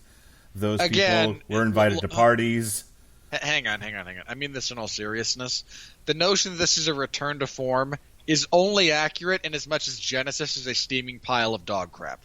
And superior to recent Terminator sequels, but criticism for being derivative of the first two films. It has grossed $125 million worldwide, against an estimated production of $185 to $196 million, and is projected to lose $100 to $130 million for Paramount, making it a box office bomb. Okay, I need to say this because we talked a little bit about this as far as the property goes. It is a crying shame that the only entry into this franchise that at the appropriate time was going to make the appropriate leap away from the structure of the other Terminator movies was so profoundly plagued by script issues, an incompetent director, an unstable star, a leaked script that actually took what would have been a darn good ending to that movie and actually show us the war between the humans and the machines. And again, was like a production that was only moderately less troubled than Apocalypse Now or The Island of Dr. Moreau. It is a tragedy that the ability to take this franchise in a different direction was so thoroughly gutted by issues that have nothing to do with the actual direction the franchise was moving in. Terminator Dark Fate was the number one movie of the weekend, debuting at number Barely. one. Joker stayed in its position at number 2, and we'll talk about this in a minute, but is slated to make over $1 billion, making it the most profitable comic book movie in the history of comic book movies, and I think Warner Brothers' most profitable movie in decades. Yeah, look, you and I have begged for there not to be a sequel to this movie. There's going to be a sequel. Here's where you would make the joke of, I'm going to burn the studio down or whatever, or I'm going to shoot the director. And I don't even want to make those jokes. We were talking earlier, neither one of us can run for office because we say stuff like that. And I don't wish harm on people, nor do I wish to set things on fire. But Warner Brothers, please, no more standalone Joker movies. No sequels to the Joaquin Phoenix Joker movie. Please. I know my mutant power that I was born with and fostered as a teenager and blossomed as an adult is to put stupid shit that comes to life out in the universe. I know that about myself. You know that. You've stolen some of my ideas. Please, I ironically and trollfully cheered Tyson Fury versus Braun Strowman. It's not like I'm changing any of those things about myself, but here is where I make my stand and I draw a line in the sand. No fucking sequel to the standalone Joaquin Phoenix Joker movie. I'm begging you. Maleficent fell from 1 to 3. Harriet debuted at number 4, which is the Harriet Tubman movie that is purely Oscar bait that nobody else is going to see. Addams Family fell from 3 to 5. Shame. It's a shame that they did that to that story, that they just turned it into Oscar bait like that, because it could have been cool. Zombieland fell from 4 to 6. Countdown 5 to 7. Black and Blue 6 to 8. Motherless. Boy, that thing. Yeah.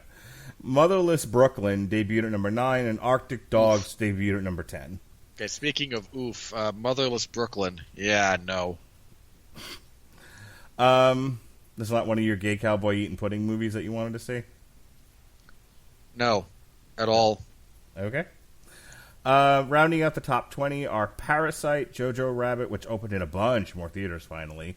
None that were near me, and I still haven't been able to see this movie yet, but whatever. It'll stream somewhere at some point in time. That's when you'll see it. Probably. And then you'll try to convince me that it's a worthwhile endeavor. I might not even bother. Gemini Man, another box office bomb, and proof that Will Smith is no longer a singular box office draw. Fell from 7 to 14. The Current War, Director's Cut, 15. Downton Abbey, 16. Abominable, 17. Judy, at 18. Houseful, 4. And finally, Hustlers, Robert's favorite movie of 2019, rounding out the top 20. I was not even aware that was a thing. It's about strippers. That's the joke. See, you don't like that sort of thing, but I keep saying you do because I'm funny. Get it? Hustlers, strippers. Worldwide, not a whole lot of change here. Still Avengers, Lion King, Spider-Man, Captain Marvel, Toy Story, Aladdin. The major change is Joker is currently sitting at $938 million at number 7. I'm going to laugh if Joker winds up beating Aladdin. I mean, don't get me wrong. I'd rather it beat The Lion King because that was a soulless cash grab. Yeah, it's not going to. And Aladdin at least tried a few things. But yeah, Lion King is like, nope. $1.65 billion. I'm number 2. Yay me. Yeah. Then we have Fast and Furious, which... In all more seriously though, Joker beat Hobbs and Shaw by like $200 million and more. Yeah, Universal... when Universal's best 2 movies this year are Fast and Furious, which was because it didn't make $1 billion, which makes it technically a failure, and How to Train Your Dragon. I mean, I don't know what Universal's going to do, but they need to come up with something. Oh, come on. Let's not pretend they're going to do anything differently. I guess next year's Fast and Furious movie will probably make $1 billion. So no, you know what? So? You think the franchise is going down? You know what? I said it about the other 2, about like the last couple. That yeah, sure, they're $1 billion. I'm going to say it. No, you know what? No, I don't think it does. I think John Cena is the death knell of movies. I think they're bringing in John Cena and they're doing other stupid stuff with that franchise. And you know what? Just know, I don't think it's going to work this time. I think they made a vote. They might have actually wrung all the blood out of that particular stone. Yeah, I'm looking at the rest of the movies here in the top 20. It Chapter 2 is Warner Brothers, if I remember correctly. Pokemon Detective Pikachu is Warner Brothers, is that right? Yeah. Yep, Warner Brothers.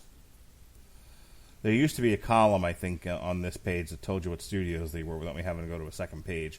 So the next one on the list for Universal is The Secret Life of Pets 2. Alita Battle Angel. I think that's Warner Brothers. Nope, that's Fox. Even better. So it's actually Disney. Let's see here. I don't know what the captain is. Maleficent is Disney. Godzilla is Warner Brothers. If I might take a bit of your lingo for the captain, that's a Chinese Chinaman movie. Oh, perfect. Maleficent's Disney. Godzilla's Warner Brothers. Once Upon a Time in Hollywood is Sony. What? God, how much do you suck at being Universal when Sony's having a better year than you?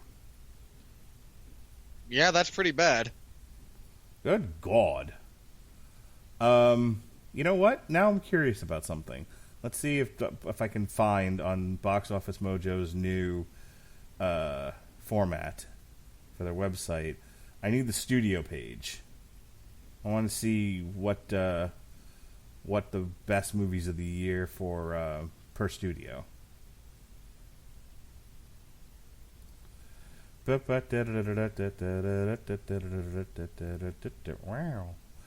All right, Universal. There's no link there. God damn it.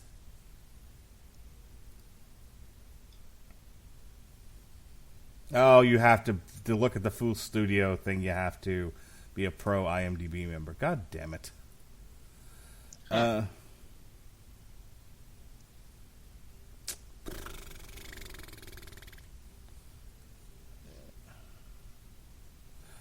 Anyway, so I'd have to do a little bit further research into this, but yeah, Universal, the 3 best movies this year didn't make more than $758 million. It was Hobbs and Shaw, How to Train Your Dragon, and The Secret Life of Pets. Everything else is beyond 20 at this point. Not a good look there, Universal. When you're like, in the top 3 remaining big studios. And again, Sony had a better year than you. So not good. As for where do we go next? This weekend coming up is Doctor. Well, hang on. Universal also only had the 2 movies. Mm-hmm. But yes, I mean, still. So where does Terminator go from here? Well, it's got Doctor Sleep and Midway. It's competing against next weekend. The following weekend, you know what?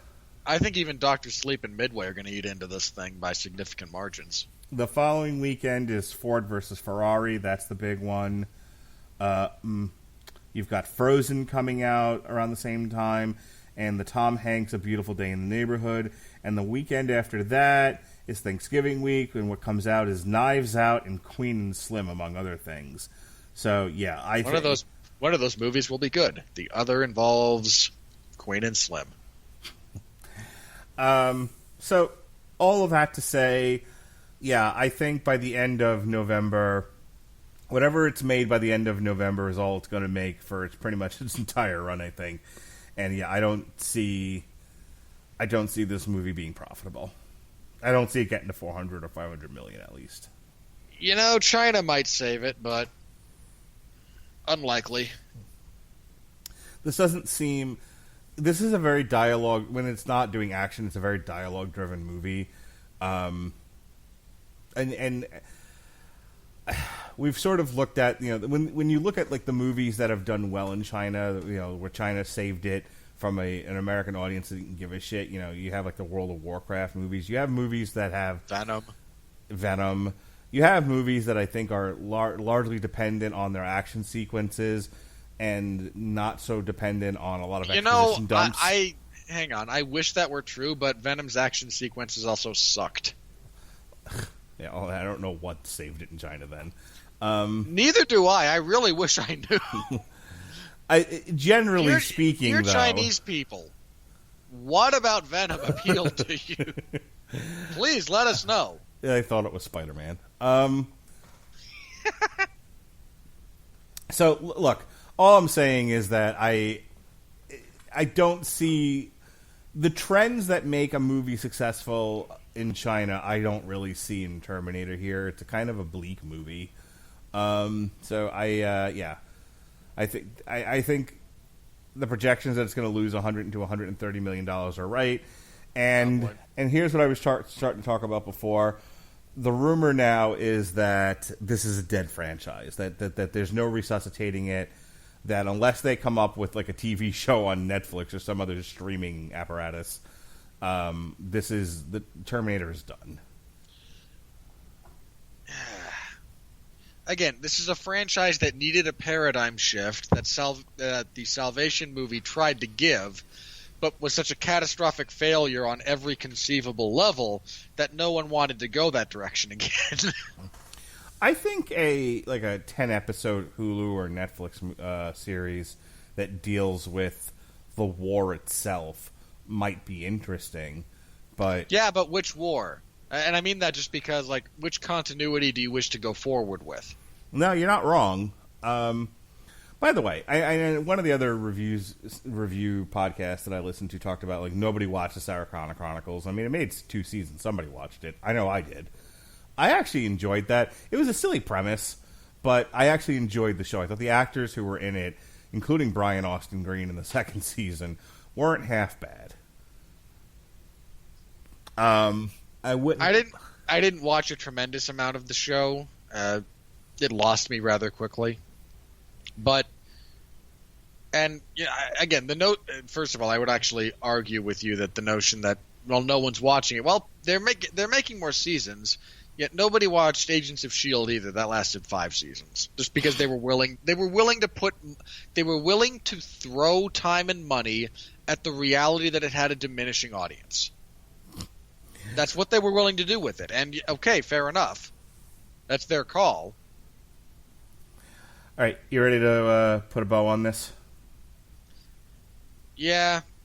I don't really have anything else to say about the money, so let's just... You also seem distracted. Are you okay? Yes-ish. Terrific. Let's get this done. Look, I ate something that is not agreeing with me the other day, apparently, so Okay. I apologize if that's... I'm occasionally worried about the Look, I'm gonna ask that you do your level best to try to pay attention to me, or I'm gonna send a Mexican woman to nag you. You know, that might actually be one of the scarier things you've threatened me with.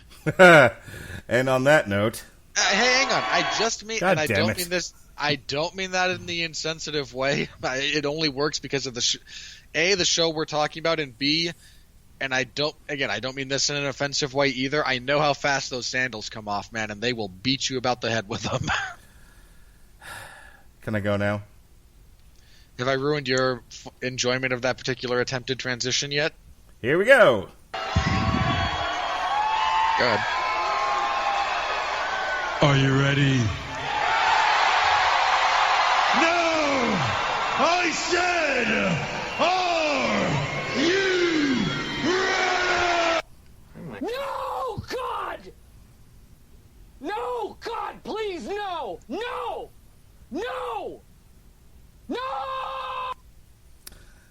Devesh Sharma of Filmfare. Oof, that name. Terminator Dark Fate is the perfect fan vehicle for those who grew up idolizing the James Cameron directed films. It's a nice enough reboot to reignite our interest in the franchise. None of that is true.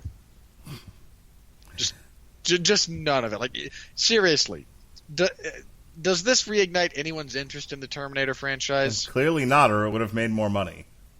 Didn't do anything for me. Susana Guzman de la O of Cine Premier, translated from Spanish. Terminator Dark Fate is a film with a new style offered by Miller that includes more Not true. emotion and a new humor tone in the iconic pair of Schwarzenegger and Hamilton. Okay, again, the notion that there's a deeper emotional undertone to this movie is utterly incorrect. Arnie being slowly lowered into molten steel at the end of Judgment Day is genuinely heart-wrenching in some ways. Yeah. This, and again, him looking back at Sarah and going for John as he sacrifices himself to make sure that they're able to survive, is a similar moment. Just it means less because we spent the entire movie of Judgment Day with this Terminator, watching it grow a conscience, watching it learn and adapt. This one kind of exists in the fully formed variety, and because we miss out on the journey, it means less. Fico Cangliano of Cine Express, some bald dude with a bow tie. The fun is back. The franchise's best entry since T2 Judgment Day. Shut up. Again, look, let's start with anyone saying this is the best Terminator movie since Judgment Day. You're damning with faint praise to begin with. Second, I'm not sure that's accurate. Again, I would rather watch Terminator 3 than this. Maybe that's just me. Maybe it's not. I don't know. And again, the fun is back. This has never been a fun franchise. I was going to say, well, I mean, Genesis was fun, but fun in a stupid way. No. Genesis was not fun. If you think Genesis was fun, that's the kind of fun that you get watching someone with autism try to fix a Rubik's Cube. That's the kind of fun. We talked about Genesis, and I remember saying at the time, more so than this movie, if I didn't think about it, this was so over-the-top stupid, I was having a good time. I'm Like sure you said that. Jai Courtney is terrible. Amelia Clarke is terrible. The plot is terrible. Jason Clarke is terrible. But it's also... It felt campy and over the top and retarded. Which which is kind of my thing. And if I thought that movie was even remotely attempting to do any of those things, I might have given it some credit. I like, accidental stupidity. In sequences, sure. For an entire 2 hours, not so much. You and I have different tolerance levels. Okay, fair enough. Like, I'll chalk that one down to taste in some respects. Oh, also, that entire bus chase sequence on the bridge in Genesis was so bad, I laughed in the theater at it. I have to go back and listen to our review of it. I'm curious, like, now having heard this one, or done this one, I'm curious to see, like what our conversation was like. I'm pretty sure it was us yelling at each other again. In places, almost certainly. So, and again, this is my big thing about this, about the fun being back. There is, this is not a fun franchise. It is a fundamentally, I won't say bleak, because hope is actually an important motif within the series, but it deals with heavy stuff and has a very fatalistic tone to it. Not just this movie in particular, but the franchise in general. This isn't a lighthearted romp through the action sequences, guys. That's not what this franchise has ever been about. Nicole Homer of Black Nerd Problems. Well, that's certainly a website title, I guess. I had a hard time knowing who, besides nostalgia, to root for. Okay. Look, we just said Danny wasn't a very compelling character, but even we knew. I wasn't rooting against her. I mean, she's a nag, but when you make all women nags in these kinds of movies, because you're not good writers, or you have terrible opinions of women or both, I still wouldn't root against her. I'm not actively waiting for her to be stabbed in the head because she's terrible. She kind of got close to that line for me a couple of times, but never actually went over it, so I can appreciate that. Like, again, the notion that you're going to be rooting for the machines is only acceptable if you believe all women are Jennifer Aniston and all men are Joey Tribbiani.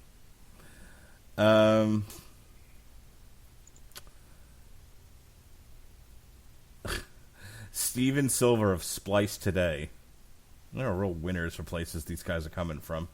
It took more than 25 years and several false starts, but the Terminator franchise has come up with a sequel that's more than a pale imitation of its first 2 installments.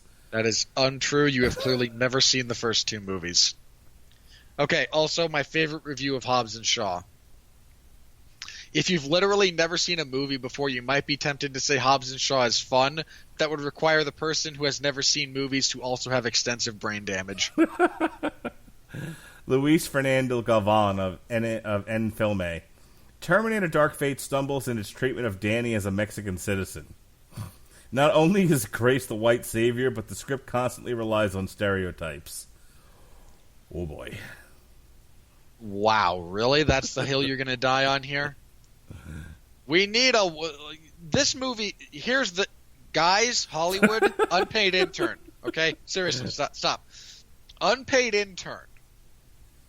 If you happen to be one of the few interns who will actually ascend to do anything of relevance, I beg of you, take this lesson. There is no limit to how stupid reviews of stuff like this will get. If you start giving in to this type of stupidity, it only accelerates. There's always something else they'll complain about. There's always something else. Speaking of which, we'll make a movie full of women doing badass things. Well, why aren't there more people of color? We'll have a woman of color. No, she is not Captain Marvel in blackface. She is therefore not acceptable. It will never end if you start capitulating. Well, it will end. It'll end with Poochie, and then he'll have to go back to the planet. They would, you know what? I don't even think that would do it. Walter Chaw, Film Freak Central. All of this to say that Dark Fate is a deep and complex satire. No, it's of not. contemporary gender roles, It's really not. the danger of massive lurches in military and surveillance technology, and Still really not. and the broken state of our national politics. Okay, stop. Okay, I really try not to swear in my personal life or on this show as much as possible, but what the fuck? Well, ladies and gentlemen, it took several years, but we finally got him there. How do you watch this movie? Okay, this movie, and go, you know what? This is a satire of gender roles. It's not. This touches on how dangerous the escalation of military might is. It's not. In all seriousness, if nothing else, this is about the advancement of technology, not military power. But you're not going to go full Luddite on us, considering the only reason you're able to make a living at this is by appealing to the widest number of people through the greatest interconnectivity tool mankind has ever created. And that this is somehow about national Where in the world do you get a political discourse out of this brain-dead atrocity? You, sir, are a charlatan of the highest order. Shame on you. Shame on your parents. And shame on everyone around you for not braining you in the head with something. Vote for Robert in 2021. If I were running, you might. Michelle Alexandria of Eclipse Magazine. By the way, that's the highlight. We're not doing this anymore. I'm coming up with a new podcast because this isn't going to get any better. It's only downhill from here. Michelle Alexandria of Eclipse Magazine. Okay, tell you what. How about I will now allot myself a single F-bomb per review per Damn You Hollywood, and if you can't find anyone that makes me drop it, then that's just on you, and it will fade into the ether. Fair enough. But I do take it as a personal victory that I finally got you to curse once. Well, it's time to let this franchise die. Seriously, though, anyone who knows that guy, hit him in the head with something of moderate consistency. Preferably a dead fish. Yeah, or a live fish. Yeah, no, definitely a live fish. Like the fish should cartoon shake after it hits him. Yes. If you have a stuffed fish mounted and hanging on the wall, take the plaque that it's hanging on and smack him in the head with it, if that's what that is the dumbest, most enjoy. We need a specific word for one who enjoys the smell of their own farts that much. I hope he gets invited to all the parties. I hope he doesn't. Michelle, you, sir, are beyond the pale. You can't come to the liberal parties. I think he'd kill himself if that were the case. Anyway, moving on. I am aware that's a possibility, and I'm willing to make that sacrifice. Michelle Alexandria of Eclipse Magazine. Well, it's time to let this franchise die. As they say in every cop movie, let's solve this case. This last case. One of the most iconic kick-ass heroines in film history returns to do it one more time, and that's a reason to celebrate. Hang on. Look, that's a lot of patting yourself on the back for your review. But there is some truth to that. You know what? Look, again, the merits of this franchise, it, again, desperately needs a paradigm shift, if nothing else. But watching Sarah Connor come back and continue to be a badass is still a very cool thing. That is accurate. Shiraz Faroukal of Comic Book Debate. Or Faruqi. Faruqi? I don't know. I'm letting you have this one. Terminator Dark Fate is the T2... I'm still laughing at what the actual fuck. Terminator Dark Fate is the T2 sequel audiences have been waiting for. Not true. Cameron's pulse is finally felt in the franchise again with the strong action, good pacing, and interesting characters. Well, None of that's not true. None of that is accurate. Look, James Cameron came back to help loosely design the story, put his name on the... get a producer credit out of this. Look, for all of James Cameron's habits and faults as a director, That is a man who knows how to construct, shoot, put together a meaningful, memorable action sequence. None of that is applicable to anything in this movie. Joe Lipset of queer.horror.movies. That seems like there's a lot of qualifiers on that, but okay. Yes, this unabashedly a big, dumb action film, but it's also a stunningly progressive film that completely shifts the typical Hollywood narrative to privilege an illegal immigrant POC as the most important woman in the world. Please, please, please, please, please. I'm so lonely Saturday nights. That's all I heard. Yeah.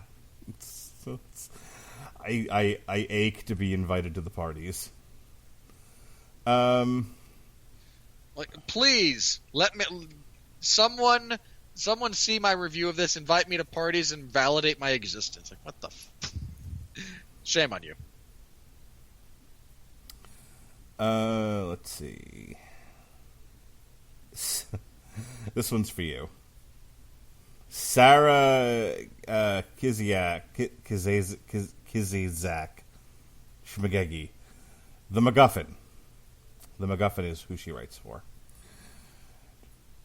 Terminator, I still can't believe I can't get on Rotten Tomatoes, but people like this can. Terminator Dark Fate is a stellar action film that has just about everything you could want in a Terminator sequel, except the continuation of the future that has been foretold to us by every other Terminator film. I'm not sure she saw this movie. She didn't. Like, there's no way that is a coherent thought that was created and written down in direct response to this movie. I was going to say, it's just general pablum. Like, she looked at the poster, thought of an idea, wrote it down, submitted a review. She didn't even look at the poster. She got, like, a press kit. Yeah. But hey, shills. Shills get on Rotten Tomatoes. True. People like us? Nope. Alex Ding Dong. Film threat. A screenplay as clunky as a skinned, half-demolished T-800. Wah, wah, wah. I mean, yes, it's clunky, but God, why would you even bother trying to make that metaphor? I mean, really, that's not clever, that's not engaging, that's just stupid. Just say it's clunky. You don't need to overwrite. Like, if you've ever read J.R.R. Tolkien, he has this bad habit of overwriting, where everything is yeah, like, he does. Look, your eyes, like someone's eyes can't just be green. They're as green as ... Everything.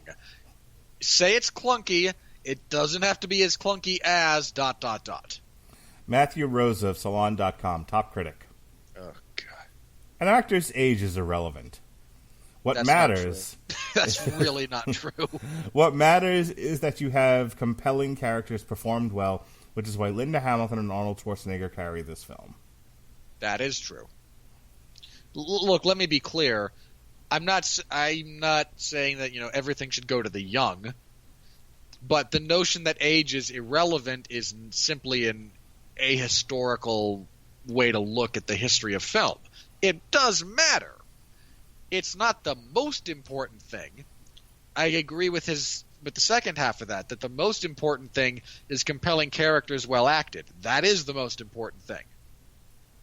But the notion that age is irrelevant is, again, it's just completely and utterly incorrect. I'd actually argue that in the case of someone like, look, let's take a look at Hamilton and Schwarzenegger from this movie, for example. You think what they do is half as compelling if they're not grizzled and aged? It lends weight to what they're doing. It does matter. Nick Johnston at Vanyaland. It's incredible just how far this series has fallen from its near Olympian heights. All right, calm down. No. That's actually kind of true. I mean, look, Mark, hang on. Wait, hang on. No. Are we overblowing T2 just a bit? Not really.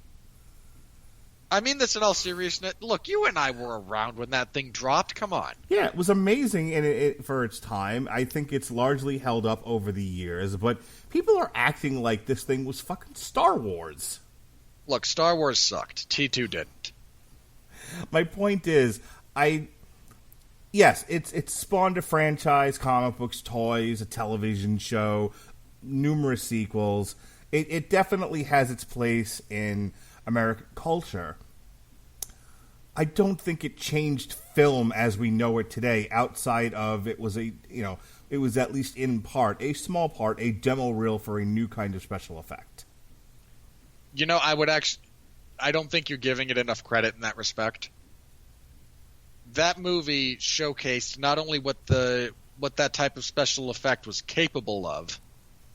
It did so in such an enormous fashion that between T2 and Jurassic Park, those two movies are what gave us the way films are made these days. I agree with you. Olympian Heights. I'm struggling with that phrase. Okay, look, I'm not going to defend every bit of the writing. I'm defending the sentiment. Okay. At this point, okay, hang on. If we're discussing, if the context for ascending Olympus in this case is the ability to affect the popular culture as well as the technical aspects of filmmaking in a very profound way, then sure, I can see it. I'm still not sure that's verbiage I'd use, but I can kind of see the loose thread of coherent thought there. Kurt Loder, The Walking Nihilism, from Reason Online, says, the new Terminator movie is much better than the last 3 Terminator movies, if you remember them, which you may not. It doesn't matter. Well, look, yeah. Are you depressed, Kurt Loder? It doesn't matter. None of this matters. Life. Look, don't talk to me about life.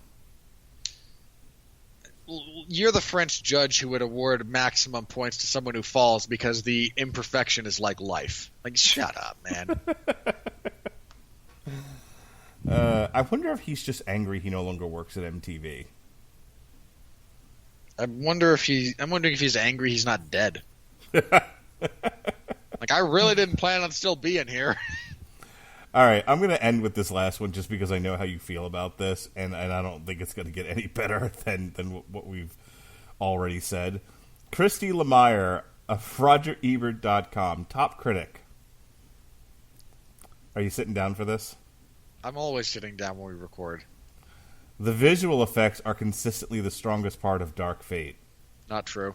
But they're in the service of a blockbuster that is relentless in its one-note intensity. It's not actually that intense. I really thought you'd react harder to she thinking that the special effects were the best part. I just assume this is not a person who has spent enough time gathering actual life experience to know what good interactions between people look like.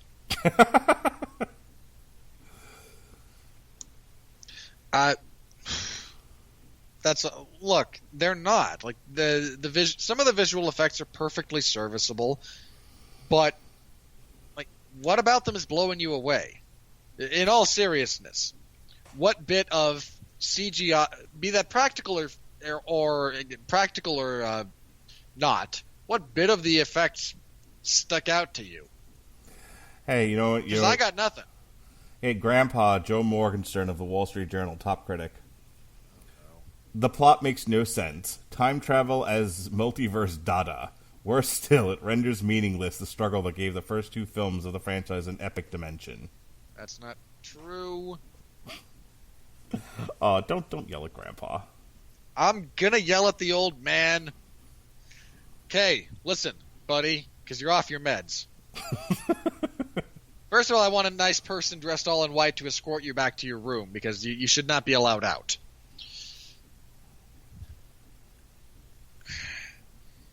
The plot of this movie is not confusing. If you could follow the plot of Terminator and Terminator 2, you can follow the plot of this. Considering it's the exact same one. Correct. the notion that this movie somehow detracts from the weight of the first two is also, like, how was that your same complaint about 3? If I looked up your review of Terminator 3 Rise of the Machines, did you complain that, well, the reality of Judgment Day as such being inevitable just renders moot everything they tried to do in the first 2 movies? No, it bloody well doesn't. Man's constant struggle, man in this case being humanity, the constant struggle against our own impulses towards catastrophic self-destruction is something of an evergreen story. I'm just going to throw that out there. I got two here back to back. I'm going to read you, and then we really are done. Because I know I said we're done, but then there's Twice. more. There's always more. There's always more. This is a never-ending battle. You're gonna leave the cocaine on the pier. There's always more. A smart man knows when to walk away. John Urbansich. What's that from? That's from The Wire. Your Movies, Cleveland.com, and this will be followed by Lee Patch of Herald Sun, Australia. Ladies rule. Arnold gets a funny retool, and some cheeky implausibility makes it kind of cool. And then finally... Wow, you write that for your senior poem, buddy? And then finally, Rev 9 is easily the most sophisticated, sinister, and pimped out piece of murder tech to ever appear in a Terminator movie. None of that is true. God, just This is demonstrably false. make it stop. All right, tomorrow Jesse and I will review something less painful, the new As I Lay Dying, Shaped by Fire. That's it for the week. The on trial that we were supposed to do on the 7th got moved to Veterans Day, so I will be doing that at the same time. Jesse and I dig deep and go crazy talking about Stephen King's N. But before that, Sunday night, Chris Bailey, and I will be reviewing AEW Full Gear. Oh boy, Chris Jericho versus Cody Rhodes, Big Slim Dog, 8-pound balls. Because really, what professional wrestling needs more of is 2 white men battling it out over the top prize in the business. Yep. 2 WWE washouts. Well, hang on. 1 washout, 1 over the hill guy. Chris Jericho's fat. And over the hill. Yeah. In addition to which, we'll be back for another Damn You Hollywood next week. We'll be reviewing Dr. Sleep. Yay! We'll be reviewing the new Rum Ahoy, Time to Party. It's time for a poop deck party, don't you know? And then, because nitpick, myself and Sean Comer will be doing an on-trial for The Shining. Don't you mean The Shining? Do you want to get sued, laddie?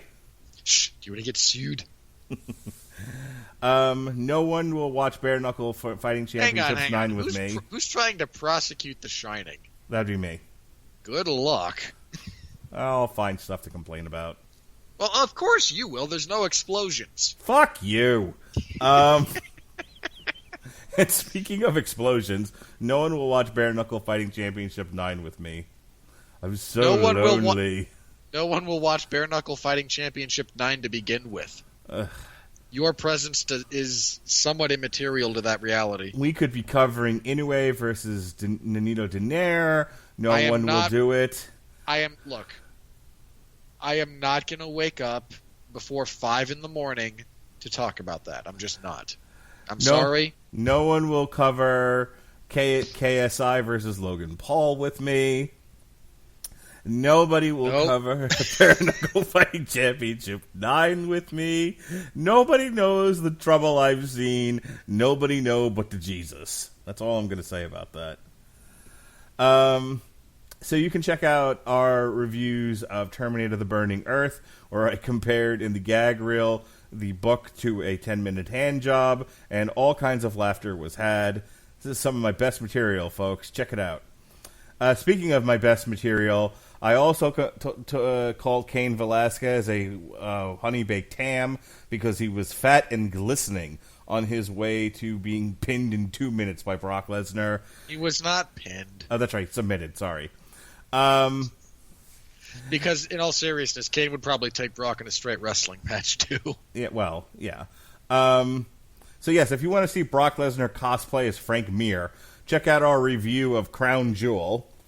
We have reviews of Blackest Night, Zombieland 2. Hang on. That is not fair. You need a fat suit to cosplay as Frank Mir these days. Yes, well, that's true, and a Brillo pad for hair. And check out our review of Lords of Chaos. Plus, we've got alternative coverage of Masvidal versus Diaz and Canelo versus Kovalev. All kinds of shows for you. Might I remind you that nobody will watch Inoue versus Nonito Donaire with me, or KSI versus Logan Paul, or Bare Knuckle Fighting Championships 9. Woe is me. This is Mark's very, very sad attempt at saying, please, anyone volunteer to do those with him? And if you would like to, you can check me out on Twitter at Mark Radulich, or on Facebook at Mark Radulich LCSW, or the Radulich and Broadcasting Network Facebook page. Somebody, please cover these things with me. See, please. Because if Mark just has to watch them on his own, he will have to face the sad, sad reality of what he has become. I'm very close to making my son, well, not the one on Thursday because he'll be at school, but he's begging me to watch Rocky 3. I'm very close to making him watch KSI versus Logan Paul and Bare Knuckle Fighting Championships 9 with me. He's asking to watch one of the better Rocky movies. In fact, arguably the second best. He might be doing it just to get out of going to bed, though. Seems legit. Look, I'd let him watch Clubber Lang and Rocky Balboa instead of going to bed because he's at school the next day. Hey, plug your thing. Hey, my dad did. Terrific. Look how I turned out. I hate my life. All right, Sundays you can find me hosting the 411 Ground and Pound MMA podcast. This last week we looked at UFC 244, the fallout. Where did Jeff land on the stoppage? He was fine with it. Look, he and I got to be the same people saying, hey guys, really, it's not a bad stoppage due to the cuts. Calm the fuck down. That doctor is getting all kinds of death threats. We live in a stupid world right now. That is very true. We talk about that. So Jorge Masvidal and Nate Diaz, the co-main event, that was relatively uninteresting. We go through the whole card. We preview the upcoming Russia card, which exists, but it's just kind of eh. And talk about news of the week, such as it is. Not a tremendous amount of news.